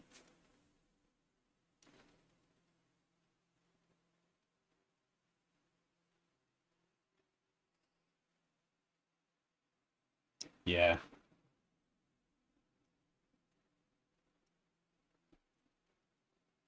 So then if we go back to the before, remember, I'm assuming this is like an ad that you're going to see as you're scrolling Instagram or Facebook or something. So it's going to be very, very small. So it's at a glance. What are we seeing? There's a lot of information here. Too many fonts. The colors in the fonts don't really fit the whole salon theme. It feels, I don't not like them, but they're just not really fit for purpose. The black and the red, I feel like it could be for something quite different.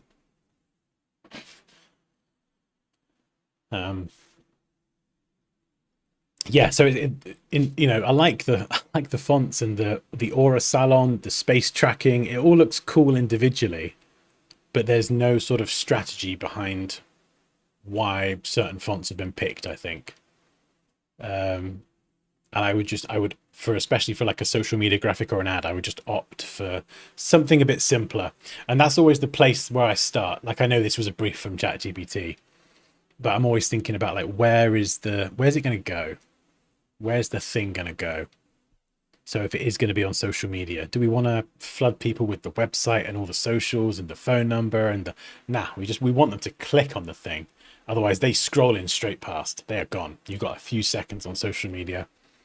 So if this was like a poster and that you were going to be handing out, yeah, maybe you would put the email or the website or the phone number on it, because they might look at it for a little bit longer than half a second. But yeah, I think that's where I always start. I just try and simplify it down. What can I get rid of? Keep the fonts. Try and keep the number of different fonts to a minimum, and only really add different fonts and sizes as you need them. Because just by cleaning up and making the amount of font sizes and fonts you're using more consistent, you can actually tidy up a design a lot more. Whereas when you use loads of different fonts and sizes and weights and styles and colors, it can automatically just make a design look a lot more untidy and busy and chaotic.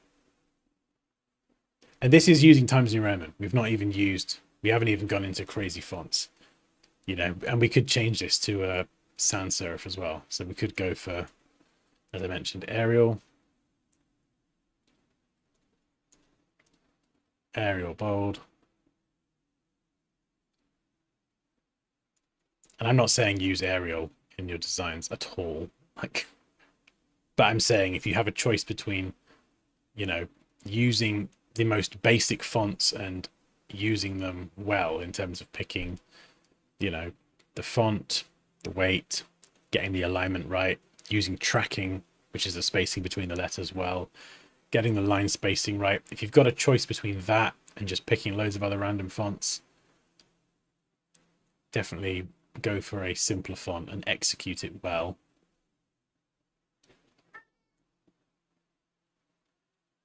Like here, just need a bit more breathing room around the edge. Oh, hello. Is it time for a cuddle? Yeah. Come on then. Come on. Come on. I'm gonna have to go get him. He needs a cuddle. No, come on, sausage. I'm hungry. I'm hungry. Come on, sausage. Come say hello. Come say hello. Oh, hello, sausage. I know. Oh, you poor thing. You poor thing.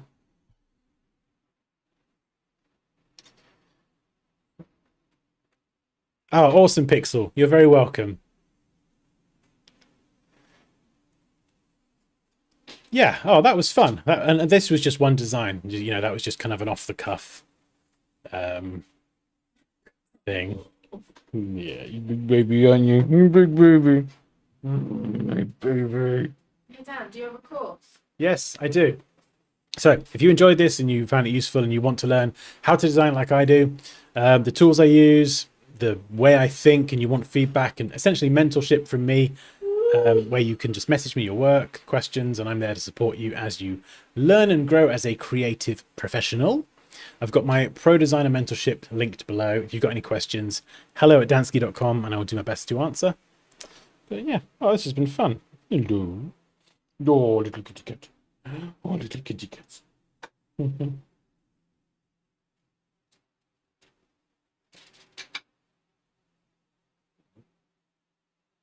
Oh, is that nice? You like the chin scratches? Fucking cat. You're a donut. You are a donut.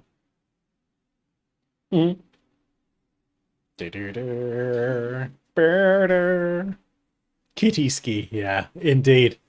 Oh, right. Does anyone have any questions? God, What are we having for dinner? I don't know. That's a good question. Car, has it been 2 hours already? My goodness. Funny. What's everyone else having for dinner? Give us ideas. This thing. Look at him. Look at him. He's such a little baby, aren't you?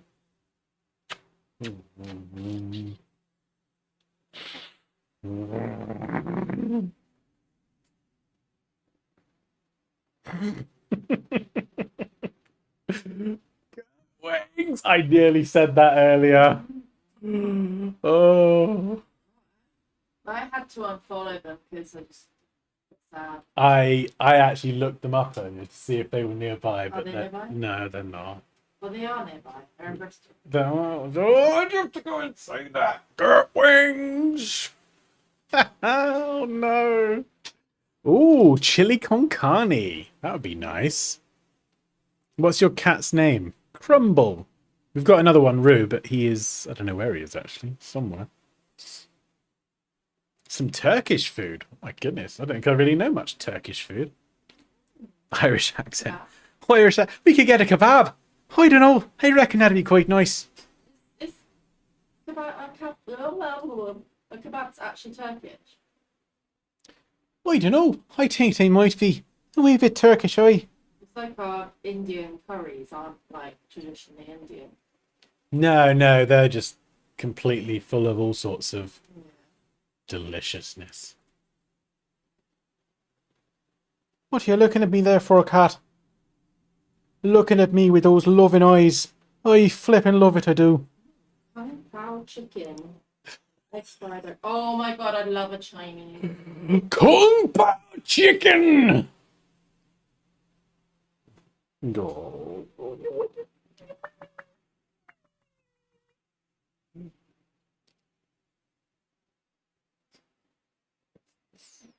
Oh.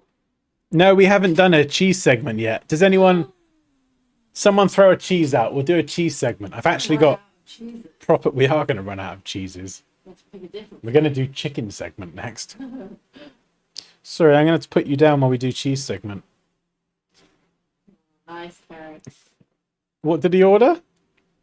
We ordered a Kung Pao chicken and egg fried rice Oh. with sesame prawn toast. I wasn't sure if it was a Gert Wings. No. Love Gary a needs chicken to- or veg dansak. he Oh, needs to get Gert he does, yeah. I've got a new Indian restaurant I need to try. There you go. There's your excuse, Sebastian. Well, Go for it, Friday. it's Friday and you've not tried it yet, so you probably should treat yourself to an Indian. Friday. Chili Wensleydale. No, we've done Wensleydale already. Right. I need a cheese. Have we done cheddar? Have we actually done Have we done classic cheddar? But butter chicken is my go-to. Yep, that is my go-to. You're all making me hungry. Yeah, we are hungry. I'm hungry. I don't think I've really eaten much today. No. We're gonna have to get something. I've only had a Cajun wrap from the Costa. That's it. Oh, there used to be when we lived in Spain. We went back there last year. There's a place called an Indian called Punjab Palace. Punjab Palace in Spain, in Fuengirola, or La Cala de Mias, Costa del Sol. La Cala de Mias. And you could literally sit outside and you just had the Costa del Sol sea of an evening. Oh my God, I want to go back there. Hey, Dilshan. Manchego. Oh. Stands course and we can go back to Spain. Just ignore her. Burger. I love burgers. Right. Yeah, if 10 people enrolled right now, we would be on a flight tonight. Yeah. We'd be streaming from the poolside. Oh yeah, do Manchego? Manchego. Okay, write me a brief summary of the history of Manchego cheese. I spelled that wrong as well. I put Manchego. Manchego? I can't even spell correctly. I had a client that went to India recently and said it was amazing. Went to India. Yeah. Which part? Not. I mean, Delhi. Is that part? That's the only. Is that the capital of India? Mumbai. I actually don't know. what she said, but she said it was amazing. India. Ba-da-na-na-na-na. Oh my god. Herve Vieux Moulin. Yes, Delhi. Okay. If you visit India, visit Sri Lanka too. It's right below India. Oh, I'd love to try. I'd love to, yeah. It is on the cards to see a little bit more of the world and do a bit more traveling. Right. We've got a cheese. I think I've got some background music now. Hang on. Let me see if this plays. Oh. Uh-huh. Yeah. Hopefully you should be able to hear that. Manchego cheese is a traditional Spanish cheese made from the milk of Manchega sheep. Native to the La Mancha region of central Spain, its history dates back thousands of years, with archaeological evidence suggesting that cheese making in the region was practiced during the Bronze Age. The cheese gained prominence during the Roman Empire and was later mentioned in literary works like Don Quixote by Miguel de Cervantes, reinforcing its cultural significance. Over the centuries, Manchego became known for its firm texture, buttery flavour, and charismatic herringbone rind pattern pressed by traditional Esparta grass moulds. God, I ran out of breath then. Oh, I was breathing badly. In 1984, Manchego cheese was granted I thought that's a domination then. Denomination of Origin (DOP) status, protecting its name and production methods. Today, authentic Manchego cheese must be made in specific parts of La Mancha using only Manchega sheep's milk and aged for between 2 weeks and 2 years, depending on its variety. It's one of Spain's most famous cheeses, appreciated globally for its unique taste and rich heritage. There we go.